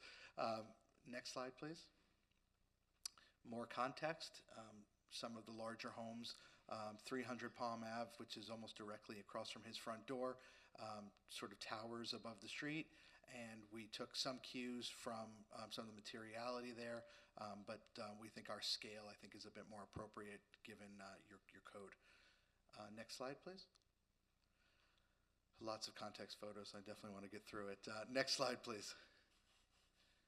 Some of the older homes, how they meet with the newer homes, and obviously the trend going more towards the contemporary style that you see in the slide over to my right. Next slide. Again, just more context per your requirements. Just wanted you to sort of get a sense of the neighborhood. Hopefully we'll get to the project soon. Next slide, please. Next slide. Next slide. We took a lot of pictures. Existing home on the land, as you can see, sits again with a access to the garage from Coconut Lane on the north, and sort of a large motor court of sorts in the back there for parking. Very simple, humble pedestrian access to the Palm Avenue side that we wanted to continue with our project. Next slide. Just a code analysis there. And just a quick commentary on the proposed variances. We do know that we're a bit over on our hardscape on the back, and the client is amenable to reducing the size of the pedestrian access across Coconut Lane and the reduction of the driveway as long as it's usable. So I think we're down to the staff recommending 10 feet at the throat of the driveway to make it comply. Next slide. This is what our proposed home looks like. The idea is for it to sit relatively flat but opaque to the Palm Avenue side. Bedrooms flanking the front of the house. Dr. D'Souza has young children, and the idea is for those guys to be able to enjoy the streetscape along with a fairly grand entrance up to the front door, which is obscured from Palm. Next slide. Downstairs, this is our understory. The idea, of course, is carport parking and just open area down below. Obviously, no habitable spaces. We thought that a large front yard would be more enjoyable, more greenscape to the front with the vehicular access to the rear. Next slide. Again, a modest social area or living area, small kitchen, dining, and family room. The guest room to the front is intended to be larger than the bedrooms upstairs for guests. And then as we go upstairs, next slide, please. You see that it's a modest primary bedroom and bath, and then 2 children's bedrooms. The boys would share a room. In fact, the house is just that small in the scheme of things. You'll note the spiral staircase off the rear that brings you up to the roof. Next slide, please. Again, we wanted to just center a small area to enjoy vistas to the north and south. You're pretty much just surrounded by water. So that was the intent of the roof terrace itself. Next slide, please. Elevations, front and back being primary, the use of wood, glass, typical types of things in the neighborhood with a kind of an emphasis on those 2 faces. Next slide. Side elevations with staff's recommendations. We did embellish them quite a bit, locating the stair, locating some elements along the entry path, but those are intentionally played down a bit. Next slide, please. And you're seeing the materiality on the roof. Next slide. I'm watching my clock. So, materials as well across the front. The idea of stucco, wood, metal rail. Again, intended to be contemporary, but at the same point to scale with the homes around it and across from it. Next slide. Side elevations, as mentioned before. Next slide. These are some 3-dimensional renderings, and I want to just push through those really quickly so you can see them. Next slide. The house in context. Next slide. These are 3-dimensional. Next slide. Next slide. Next slide. Next slide. Then just a few from ground level to wrap up the presentation. Next slide. Next. Entryway sequence, working in some landscaping in the front as well. Next. Next. Next. And I believe that should just about wrap it up. Next slide. 10 minutes has never gone so fast for me. Next slide, please. Just wanted you to get a sense of the scale. Pedestrian access from both streets as well, with a more modest stair to the back. Next slide. I believe that should about wrap it up. Yeah, I think it does. Okay, thank you. I did it with 3 seconds to spare. Thanks so much for your time. Thank you. Does anyone from the public wish to speak? I see no one in chambers. And there's nobody online? Okay. I'm going to now close the public portion of the discussion and open it up to the board.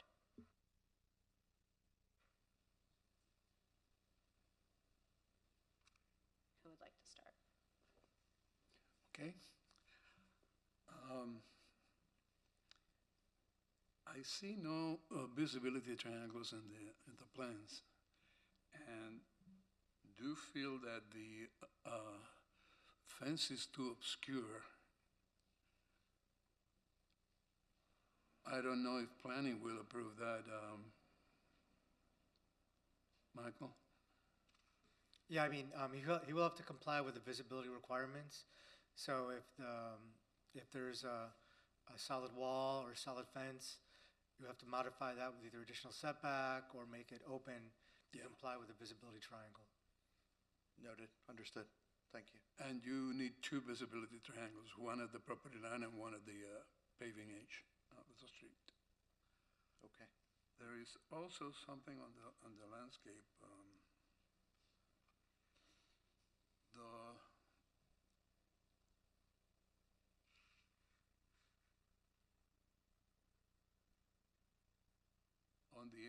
Between the walkway and the driveway, there is a little planting strip, but there's also 6 inches on each side of concrete. So you're left with 6 inches to plant. So I recommend that you place the concrete under the pavers instead of on the side, so that you have a full planting strip available. It's a good point, and I think further to staff's recommendations, we're even open to reducing that walkway down to about 4 feet. I think right now it's showing at Okay. over 5.5 feet. So as a way to accommodate some more landscape area and to speak to the point, I think you're. The Clusia rosea trees on the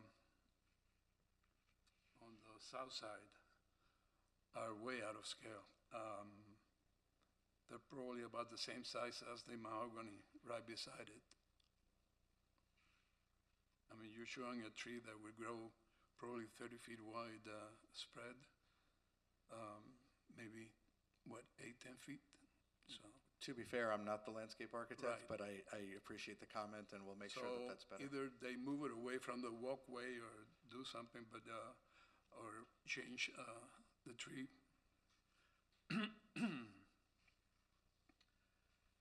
How did you decide which should be the main entrance and which the garage entrance?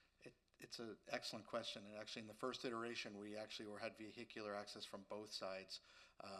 Dr. D'Souza is a car collector, so we wanted to make sure we could get the cars underneath. In the end, we felt like the Palm Avenue side should be more pedestrian in nature, similar to the alley systems that you see throughout Charleston or Palm Beach or even Coral Gables. There's some interesting Miami Shores. So we looked at the idea of Coconut Lane being treated as a service alley and Palm Ave as the main facade. In truth, there's beautiful vistas in both directions, so it really was a bit of a toss-up, but we thought that Palm was clearly the preeminent elevation. But Palm is the north side, right? Palm is south. Oh, Palm is south. Yes, sir. Okay, but that's how I started thinking about this, because the south elevation is very flat, and but then if you look at the plan, all the bedrooms are on that side except for the master. So I'm curious why you would have the living areas facing north as opposed to south, where you'd have all the light. So I think, I mean, to some degree, I think the house is backwards in terms of the articulation of the massing. I mean, you have the massing breaking down on the north side with terraces for living, and that's where you would want to be facing south, I think. So I'm just, yeah. Mr. D'Souza, yes. Sir, why don't you come up and speak to the microphone? Thanks. Right. Just to if I can explain, basically I think the North Coconut Lane is closer to the water side, so I think my goal was to have the living room look toward the water. That's the reason why it's on the back.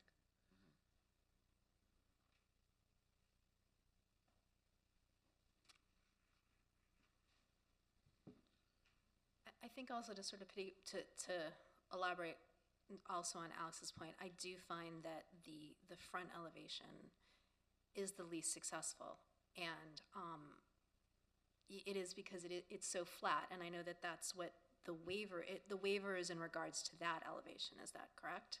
Yes. So, well, first of all, I thought you did a great job with your presentation. Thank you. Appreciate it.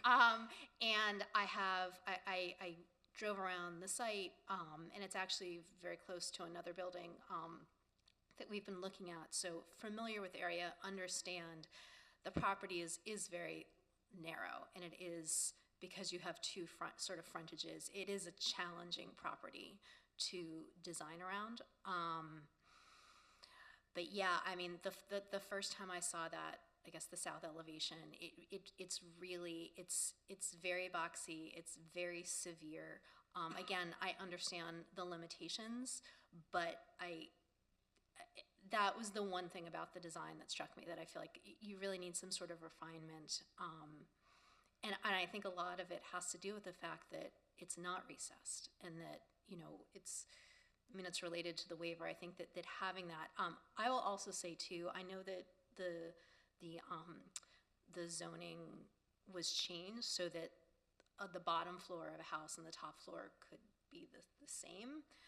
I feel like that was a mistake, honestly, that the planning department made, or whoever, because, you know, we've had one structure after another that just doesn't really feel like a house. It feels more like an apartment building, and especially in the context, like I said, I drove around the neighborhood. I really, maybe on other blocks and other sections of the city, we can get away with this, but in this section in particular, yes, there are a bunch of other very modern homes, but even those have variations in the front, and it doesn't have the same blocky effect. And I feel like in this context in particular, it just felt off. It just felt like it didn't work. So that was my comments relating to this, and it seems like that's also what Alex was getting at. You know, one of the things that they could do to explore is, rather than recessing, they actually have room to, you could add balconies, like you could add a balcony off the bedroom. You know, there's things that you could do there to, I think, break up that continuous facade without pushing the building back. It's almost like bringing elements forward to help break that up too. And if you put a balcony there, you probably would have like an eyebrow or a roof above it. I'm not sure if that would help. You know, another thing you could do is, you know, the entrance, you could put a balcony. I guess that is on the above the entrance. What is at the second floor? It's open to below. I mean, that could be. In truth, what we were trying to do in terms of breaking up the massing on the front is the recess of the grand stair up the front, the balcony located facing southward as well. To your point, the sun that comes through the house on that side as well. So we were trying hard not to have a flat elevation, but something that had some movement geometrically with between balconies and the stair. Even the fact that the front door doesn't even face the street, it just sort of experientially changed the way that the building felt as well. But I think you've accomplished just the opposite by creating, I mean, just a historical reference, I would look at Le Corbusier's Cook House in Paris, because that has a flat facade, but he in fact does, as Michael alludes to, a balcony that pushes forward. So it's no longer, that facade is no longer the only frontal element. It becomes something in between the recesses and a balcony that's pulled forward. So I think, I like the recesses. I think that's very successful, but I think you need something to create a bit of sculptural interest, which I think a balcony can do.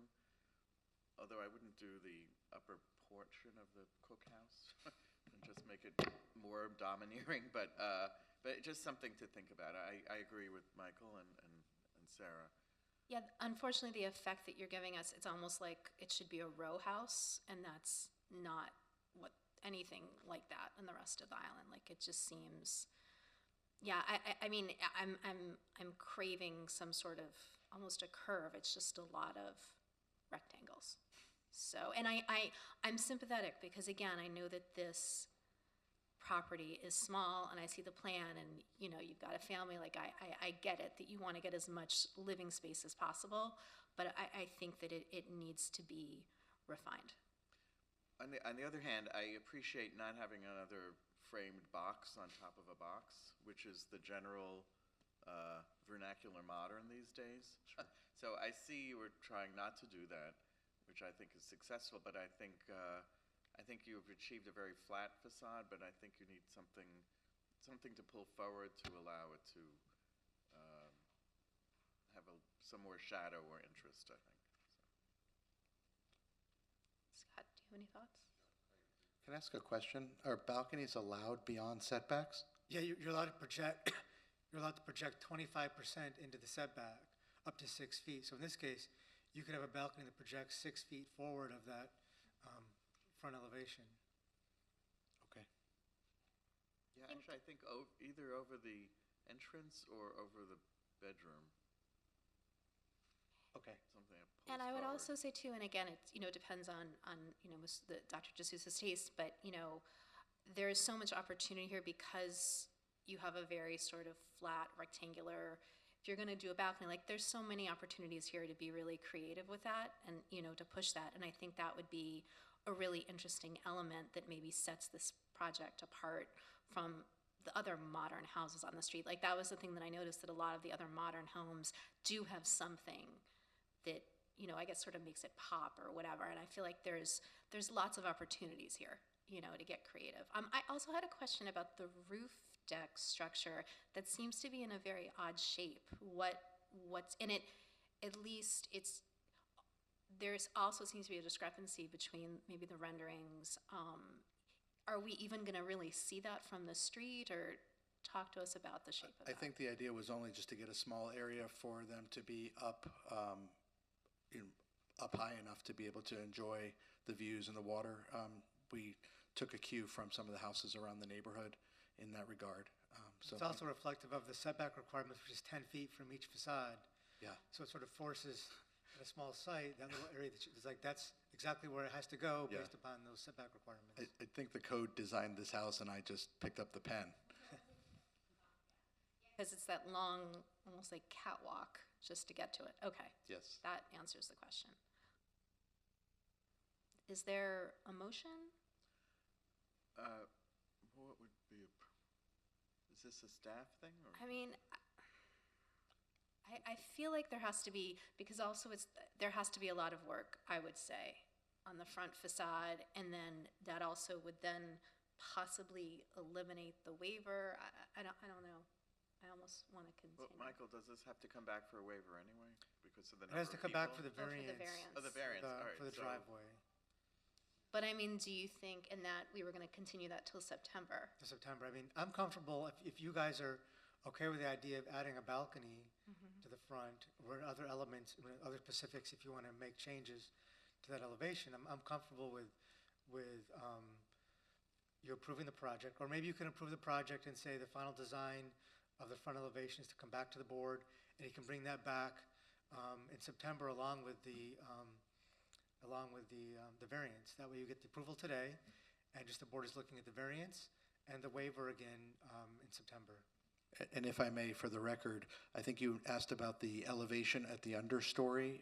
We have 5.1 for the sidewalks, but the understory finished level is actually 5.35 in our plan. That's So I fine. believe that we're okay there. Yes. And I know that the client is amenable to the landscape changes to allow us to get up to that 70% that you were looking for as well. Okay. So I know that those things that's the easy part of today's discussion for us. I mean, it could potentially, if the board was comfortable with the design and they were able to avoid the variance, then they wouldn't have to come Right. back in That was September. actually going to be my question. So do you, that this variance maybe isn't even really necessary? It seems that we were able to, with staff's excellent suggestions, we're able to essentially accommodate what the doctor needs for his home and minimize some of those needs. We were about 200 square feet short, I believe, so we're able to make that up in the narrowing of the driveway and the narrowing of the walkway, and to Mr. Comas's suggestion, better planting area in between.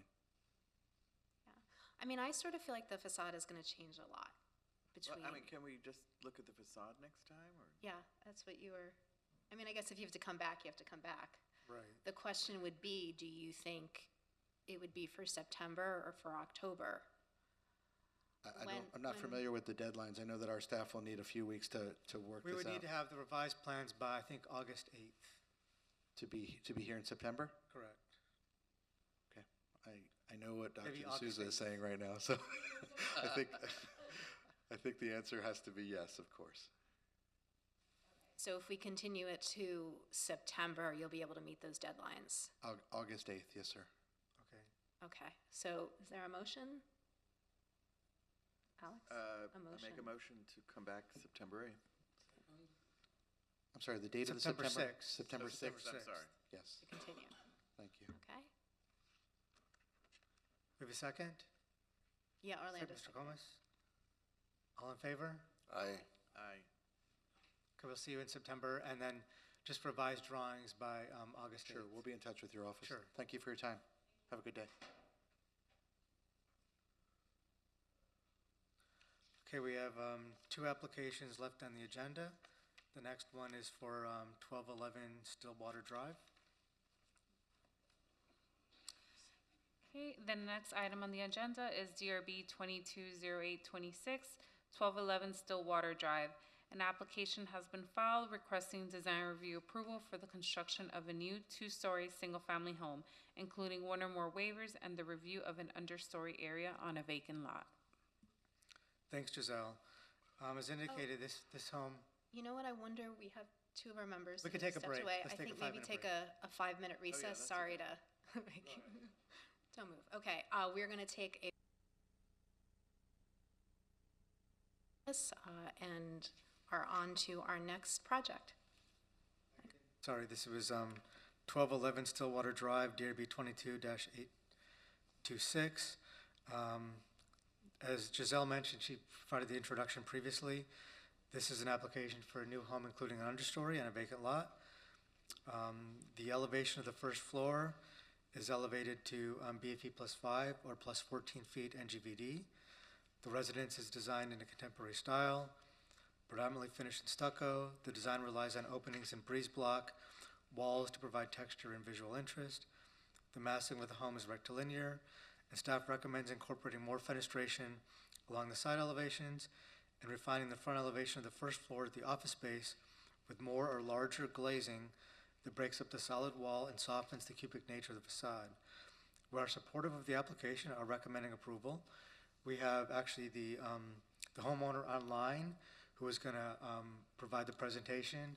We have the architect here who's available to answer any questions. With that, I'll turn it over to Yusuf. Yusuf, are you there? Yeah, yes, I am. Yusuf, Can you hear me, Steve Bob? Rothstein, I just need to hold on for 1 second. I have two housekeeping matters I have to do. One is swearing you in, so I need to know if you swear or affirm that the testimony that you'll be giving in this proceeding is the truth, the whole truth, and nothing but the truth. I do. Okay, and then I just have to ask the board members to disclose if they've had any ex-parte communications, and they're saying no. So, Mr. Yusuf, I'm going to set the clock at 10 minutes, and please proceed. And if we can bring up that, I'm sorry, Yusuf, if we can bring up the presentation and make sure that you let us know when to forward to the next slide. Thank you. Will do. Good morning, ladies and gentlemen of the board members, and good morning, Michael and Steve. My name is Yusuf Hashim, and I designed this house for me. This is on Stillwater Drive. I'm in the business. I came here to Miami in '81. I got married, got kids, been practicing engineering for 35 years. And this house is for me, for my family to live in. It's not a spec home, so I paid a lot of attention to make it comfortable for myself and my family. Next slide, please. And this is on the north side of Stillwater Drive Island. Next slide, please. And also, I was a contributing member of the Boyne City reference manual that was established by the planning department of the city of Miami Beach. So I do pay a lot of attention to resiliency and pay attention to making the house last as much as I can. So of course, doors and windows are hurricane impact. We try to play with the windows. We're having passive cooling systems across the house. We're planning to put solar as much as we can, solar panels on the roof of the house. The planting will be resilient, tolerant. The first floor elevation is base plot plus 5, so we do have understory, and that's why we're here today to discuss our understory. All mechanical equipment will be above flood. The understory is we're trying to drain the whole site and try to accumulate as much water as in the understory, which will have pervious pavers. Next slide, please. And this is just indicating the north is the water side, the Stillwater Drive is on the south, and we got neighbors on the east and west. Next, please. The red line here, defines the facade of the home, and the gray is the 5 foot setback for the understory creating area. Next, please. So I'm trying here to define and to show images of the understory. The one top left is from the Stillwater Drive, and then to the right of it is showing the 2 parking spots that we can have under the house, and you can see the breeze block on the side. And then the bottom left is the main entry to the house, and the bottom right is from the main entry to the house looking towards Stillwater Drive. Next, please. Also, here's some more images of the understory, showing the pervious pavers, showing the planting, showing also, from the water side looking towards the house. Next, please. And the idea here, just graphically speaking, it looks like it's a little off. I apologize for that, but basically collecting water under the structure. Next, please. This is the ground floor plan showing the driveway, the walkway, the parking, the lobby with the stairs going upstairs to the first floor, and the understory area, and including the accessory structure in the back. Next, please. The first floor plan is basically the public area of the house, showing the kitchen, dining room, living room, family room, and a little office area. Next, please. And the second floor is the master bedroom, and then 2 additional bedrooms, each with their own bathrooms on the second floor. Next, please. This is the roof area, showing with the rooftop deck, which we'll talk about that later. Next, please. These are some elevations of the house, and showing the breeze block design that we were trying to achieve, and we will have breeze blocks on the south elevation, which is the front of the house. We'll see in the renderings. We have breeze block also on the east elevation of the house, and next, please. You will see that on the next slide. And so this is the east elevation of the house, showing some more breeze block, and we'll try to play with the breeze block and having windows in the back of it, because when the sun hits it and the sun moves, during the day, the shadows of the breeze block, which imprints on the floor of the house, will continuously be moving. So we like to play with those lights. Next, please. And these are some 3D elevations showing the breeze block that you can definitely see on the east and on the south elevations. Next, please. And again, these are more elevations, again with the breeze block, which we love. So that's why I keep saying it. Next, please. We reviewed the staff report, and we thank the staff for recommending our house and our home. They had some comments. One of them is additional landscape in the understory area. We would love to comply with that. We can work with staff and add that. The roof deck setbacks and the trellis size up on the roof, we do comply with the 10-foot sides and rear setbacks, and we have almost 28 feet in the front. Maybe we need to clarify that in our plans a little bit better, because we noticed that we didn't really specify it. And on sheet A10, we do also talk about the trellis size, which we do comply with the code. So we can discuss that with staff. That's not a problem. Next, please. Now, the staff wanted to add more windows, and that's the one on the right, which shows that we're adding additional windows to break the stucco. That's on the east elevation. Next, please. We did the same on the west elevation. The one on the left is that what we submitted. The one on the right, this is after staff. We added more windows to break out the stucco. Next, please. And same thing on the east, on the south elevation, where we had a bigger window also to kind of cut back on the stucco faces. Next, please. With that, we thank you very much, and we're open to questions. Does that conclude the presentation? Yes?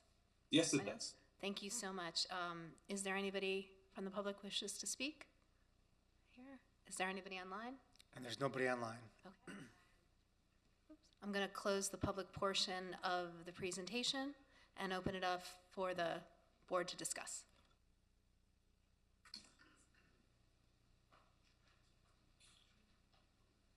I can start. I really, really like this design. I like the breeze blocks, and I think what's smart about it is in this section of the city, there's so many MIMO structures that have breeze blocks, and I like the nod to that. I just find this design to be very, very fresh. So, well done.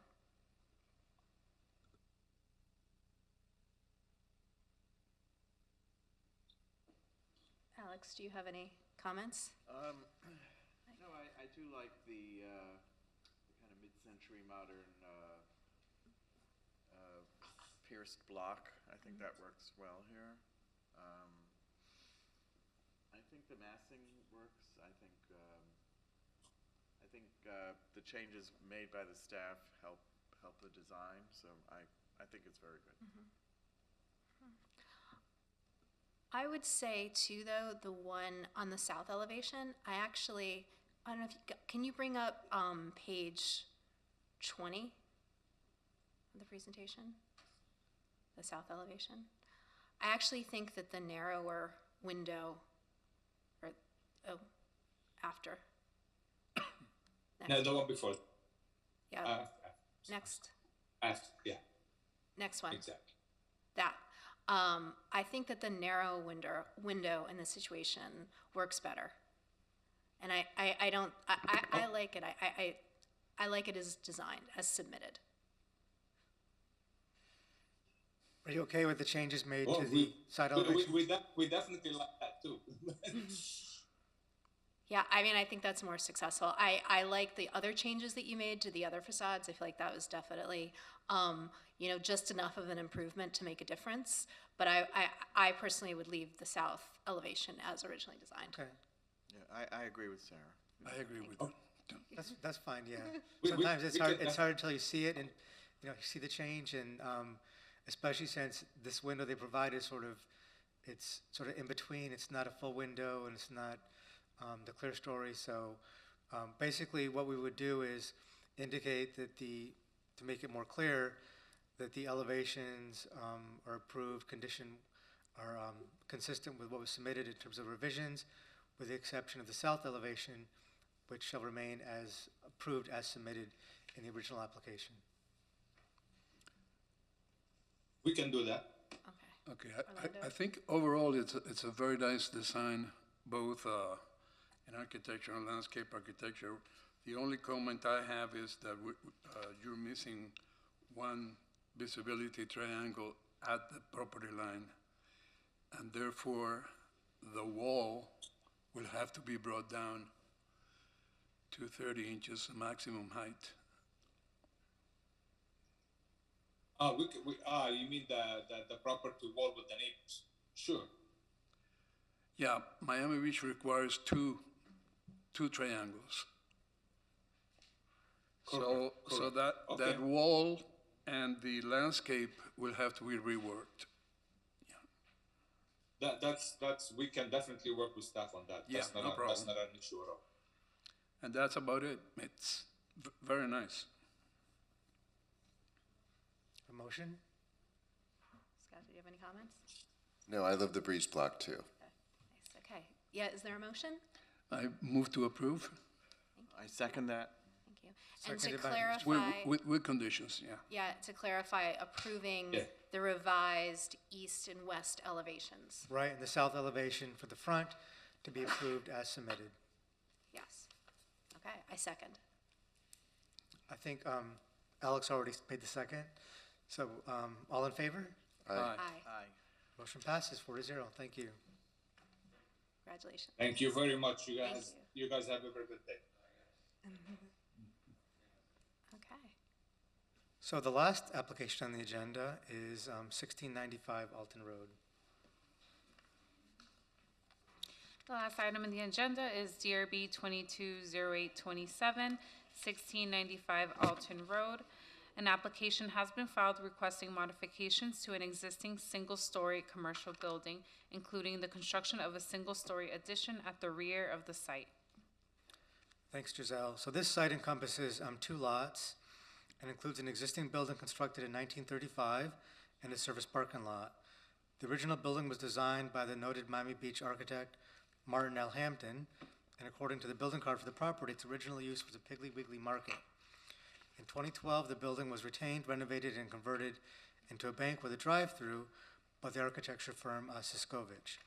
The current application includes the renovation of the existing building and the addition at the rear in order to convert the building into office spaces. The scope of work also includes the demolition of the separate drive-through kiosk, associated canopy, and hardscape at the rear of the site, which will be replaced with an outdoor common area set within a landscape garden, and along with a new property wall along the rear alley. Staff is supportive of the application and is recommending approval of the application, and Taylor's here to introduce the application. And before we begin, board members, have anyone had any ex parte disclosures that they are going to make at this time? No? Okay, thank you. Good morning, everyone. I'm Taylor Shumate with Kobe Karp Architects. So looking at the project here, 1695 Alton Road, as Michael said, it's an existing commercial use bank building. What we're really looking to do is just renovate the interiors of the building, touch up the exteriors, and add about 1,500 square feet of addition to the rear of the building. If you want to pull up the digital presentation.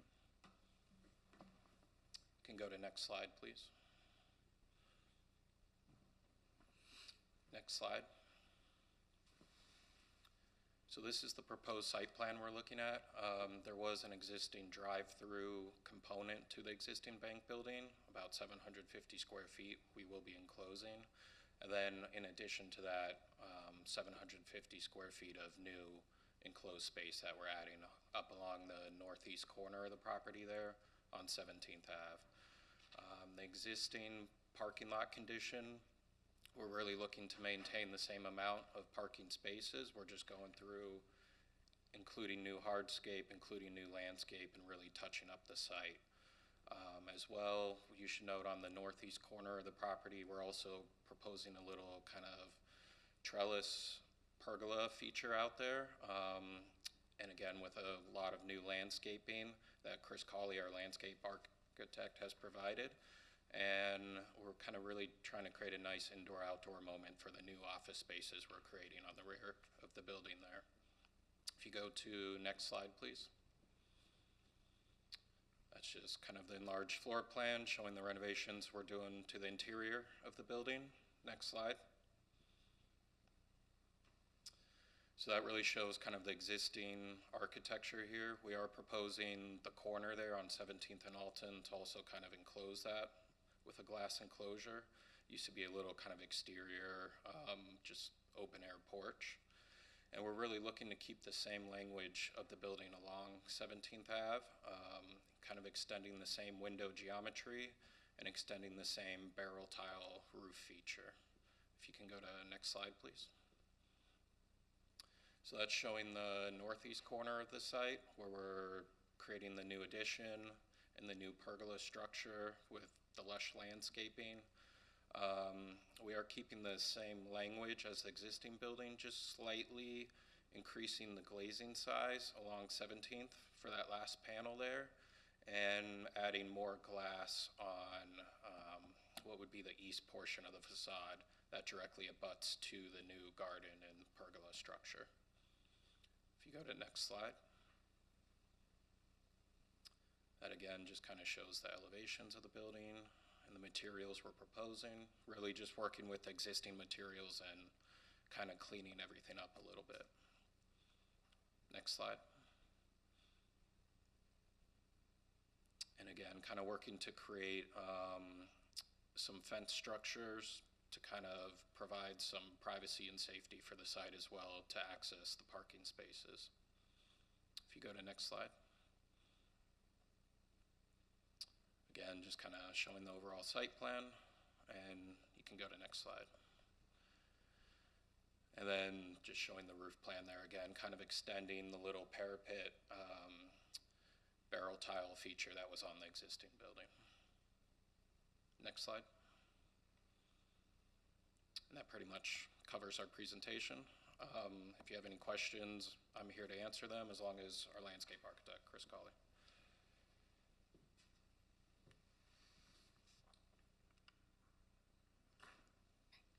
Thank you. Does anybody else have any public comments? No? There is nobody online, and I see nobody else in chambers. Great. Okay, I'm now going to close the public portion of the presentation and open it up to the board for discussion.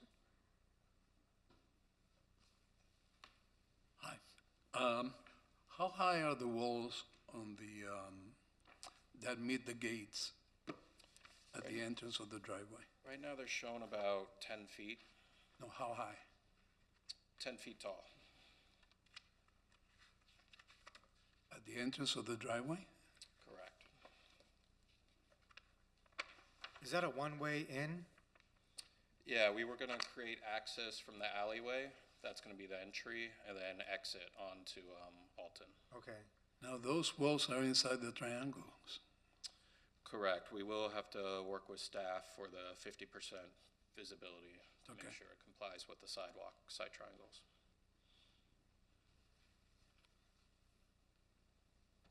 Okay, I have no comments on the landscape. It's nice.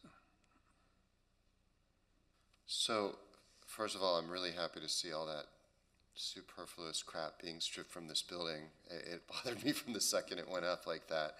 I really like the addition and the outdoor space that you created. I have to tell you though, the lack of the door at that corner is killing me.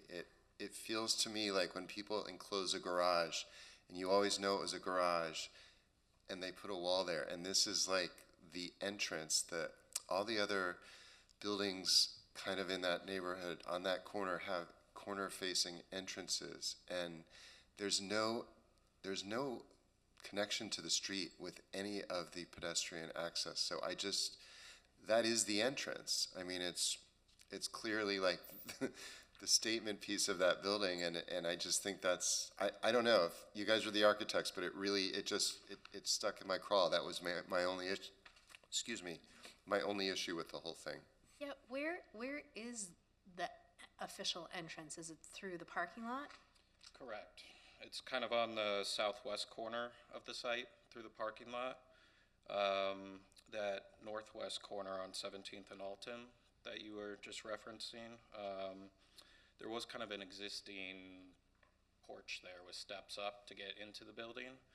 But again, we were proposing to go ahead and enclose that with glass and make it part of the interior space, but still kind of keep the same architecture.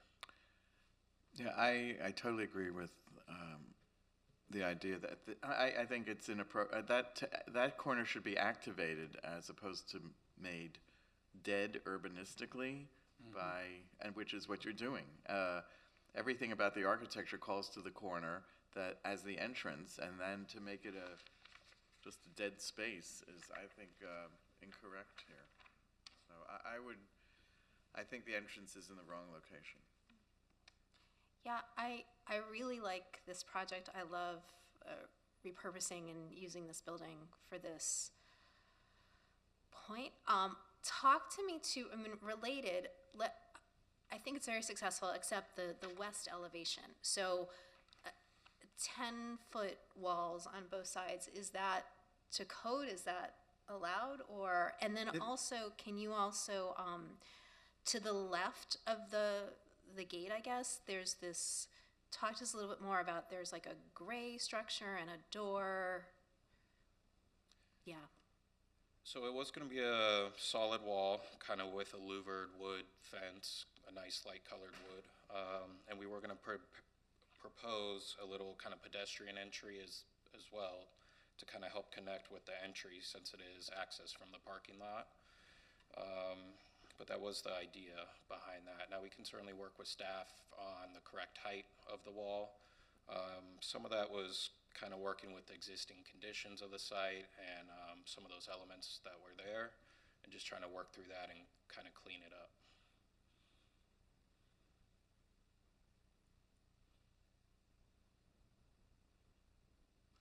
Yeah, I feel like it's the west elevation. You could just, needs to be a little bit more refined and friendly. I mean, is the point that you don't really want people going in there that aren't, it's not a public, it's not like the liquor store next door that's going to encourage, you want people to come in? Correct. It is kind of a family office application, so it's a little bit limited on the use and the clients that are going to be coming into the space. So that was the thought behind kind of the walls, to help just create a little bit of privacy and security for the site. I mean, knowing Well, that I mean, yeah. if you really want a private office, you don't pick one of the most prominent sites in the city. You get an office somewhere in an office building upstairs with security. So I just think architecturally this is wrong for the site, and deactivates an urban corner. And Miami already has crime problems, and I think should be encouraging street activity, not discouraging it into these siloed fortresses, which is what this is now, would become if it goes ahead like this. So. Well, Taylor, would you be open, or the applicant open to keeping the corner entrance? Yeah, I think we're going to be open to kind of working with you and staff on the height of the perimeter walls and looking at the corner entrance on 17th and Alton. And the section between the main structure and the gate, like that just, maybe it shouldn't be a solid dark gray, or something about it seems particular, even less friendly. Okay. We can work on the materiality of that too, to also comply with the site triangle requirements. Yeah. Yeah, or even, I mean, I don't know if you'd really want a window there, but that would make the most sense, but that would make the most sense sort of visually, but I don't know if that makes sense for, you know, what's happening behind that wall, but something needs to happen. Okay. Any other comments? Do we have a motion? Well, it would be to continue, or what is it when you come back? I mean, we have a lot of applications, so I'm comfortable if they're willing to keep the corner entrance open. Oh, I see, okay. Yeah. Work with the design of the gates and wall along Alton Road. Let me ask Taylor, what is that gray box that's next to the gate? I thought that was an open entrance on that side.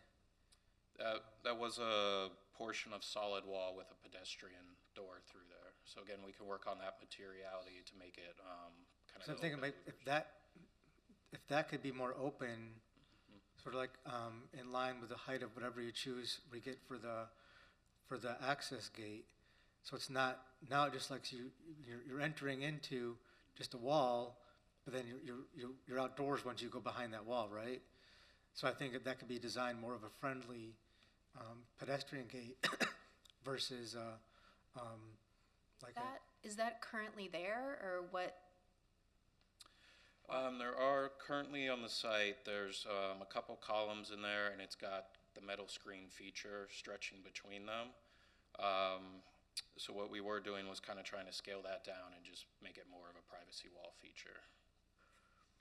It's more of kind of like a drive-through portico element right now. I think the pedestrian gate and the access gate should have a level of transparency to it. Mm-hmm. So it doesn't feel like you're entering into a building, because you're not. It's entering into the parking and sort of this, the entrance, the outdoor entrance foyer to the building. So I think we can work with you to create more of a pedestrian scale design and, Yeah, that sort of setup feels more appropriate maybe for the alley side, but not for such a busy pedestrian street. And maybe if that section further down, to the south of the property was a little bit more open and welcoming, then the lack of door would be a little bit easier to swallow, at the front corner. Some way, I think the point was that it needs to be that the Alton Road facade needs to somehow integrate or have a conversation with. yeah, I think it should have that transparency through from Yeah. from the outdoor area to the sidewalk, and then we could have a requirement that the entrance design be maintained at the corner of Alton and 17th Street. I would support working with staff, Michael, so. One question, in the parking lot, don't you have more than excess the required backup space? In other words, could you increase the landscape area? We're pretty tight, kind of right at the backup space there. So we have increased landscape a little bit directly adjacent to the building. But right now, let me just double check for you. I believe we are. Looks like you have more than 24. The minimum is 22, so if. Yeah, I believe we were at 24 right now. So we Okay, could so I would definitely look suggest at to reduce the So it drive could be, aisle yeah. to 22 Yeah. and increase the landscaping. Yeah. I mean, it's good that you're doing the continuous curb versus the wheel stop, so that also gets additional pervious area. Mm-hmm. We can add a requirement to reduce the drive aisle to 22 feet and increase the landscaping on the south side. Oh, I had another question too, along the 17th Street side, that final section, I guess that's the addition, that additional, how come you decided to extend, make the glazing bigger as opposed to keeping with the same rhythm of everything else? So on the east side of that addition, we really wanted to open up the glass to the new garden we're creating there. So we wanted to kind of create a little bit of consistency with that east elevation, and then also show that it kind of is a new feature to the building to distinguish it a little bit. I personally think it would look better if it was all the same, but I mean, it's going to be very obvious that there's an addition, once you keep going. I don't know what everybody else feels like, but that would. Also, how wide is the sidewalk? Existing sidewalk, we are about, I mean, couldn't we work to have some street trees? It's not that wide? The standard sidewalk size. They're showing some. No, it's not Morning. that wide. Morning, everyone. Good morning, Mr. Comas. Hey, how are Nice you? to see you. Chris Colley Landscape Architecture. I don't know if I was sworn in. I don't know if you guys want to, thanks. Sorry about that. It's okay. Do you swear or affirm the testimony that you're giving here in this proceeding is the truth, the whole truth, and nothing but the truth? Yes. Thank you. So that's a great question regarding the street trees. On Alton Road, there's 2 existing palms there, like tall palms. On 17th Street, we've looked at it like 100 ways. There's so many utilities, power lines, so Okay. many things going on. Understand? Yeah, I recall that. I recall that from the prior project, that they couldn't because of utilities on 17th Street, so How unfortunately. about that's on Alton? On Alton, they do have some. They could replace them if needed. Because if they have 2, why not have 3 or 4? Again, I've looked at it so much. And with the FDOT site triangles and with the corner conditions and with the ins and outs, it's just really choppy. I mean, we're showing right now like the 55-foot site triangle on the corner. Okay. I just don't think it's possible, sir. Okay. But no problem. Thank you. Did anybody else have another thought on that last window, or as is? I think, this wood quality, I remember years ago, there was a concern that this building was going to be demolished because it's not historically designated. So we've been more flexible at working with the owners previously because they kept the building. That's why we're also more flexible this time because they're keeping the building. Because No. otherwise, it could easily be Yeah. demolished in a brand-new building. So this is sort of interesting to have this. I have to say overall, I opened this up and was just really happy that this is such an improvement on what's there. And I think that this is, in general, a great project. And I think we all just want to make it, as best as it can be. Like, we see the vision, and you see that you've taken this building and sort of restored this jewel, and it's such a prominent location. So it's just a few little tweaks, but I think it's a great project. And Alex, did you start to make a motion? I would make, well, no, but. Is that- I Motion would made? second it, but I Okay. can't remember all the details, so. Well, I would move to approve with conditions. Yeah, to work with staff. We're going to work on the drive aisle, ensure the backup space, increase the landscaping. We're going to The work on the entrance. design of the vehicular access, the pedestrian gate, the scale of that, the openness of the, and transparency of the vehicular gate and the pedestrian gate. We're going to keep the corner entrance. I think that's it. Yeah. Was that a second, I Alex? second that, yes. All in favor? Aye. Aye. Motion passes 4-0. Thank you. Thank you Thank for a you. great project. Thank you. Thank you, everyone. So there is no meeting in August, so our next meeting is September 6th. So I can go on vacation? Yes, Should I make a motion to adjourn? Anyone? unless there's objection, yes. Okay. No objection. No objection. Okay. See you in September. Thank you. Thank you all. Thank you.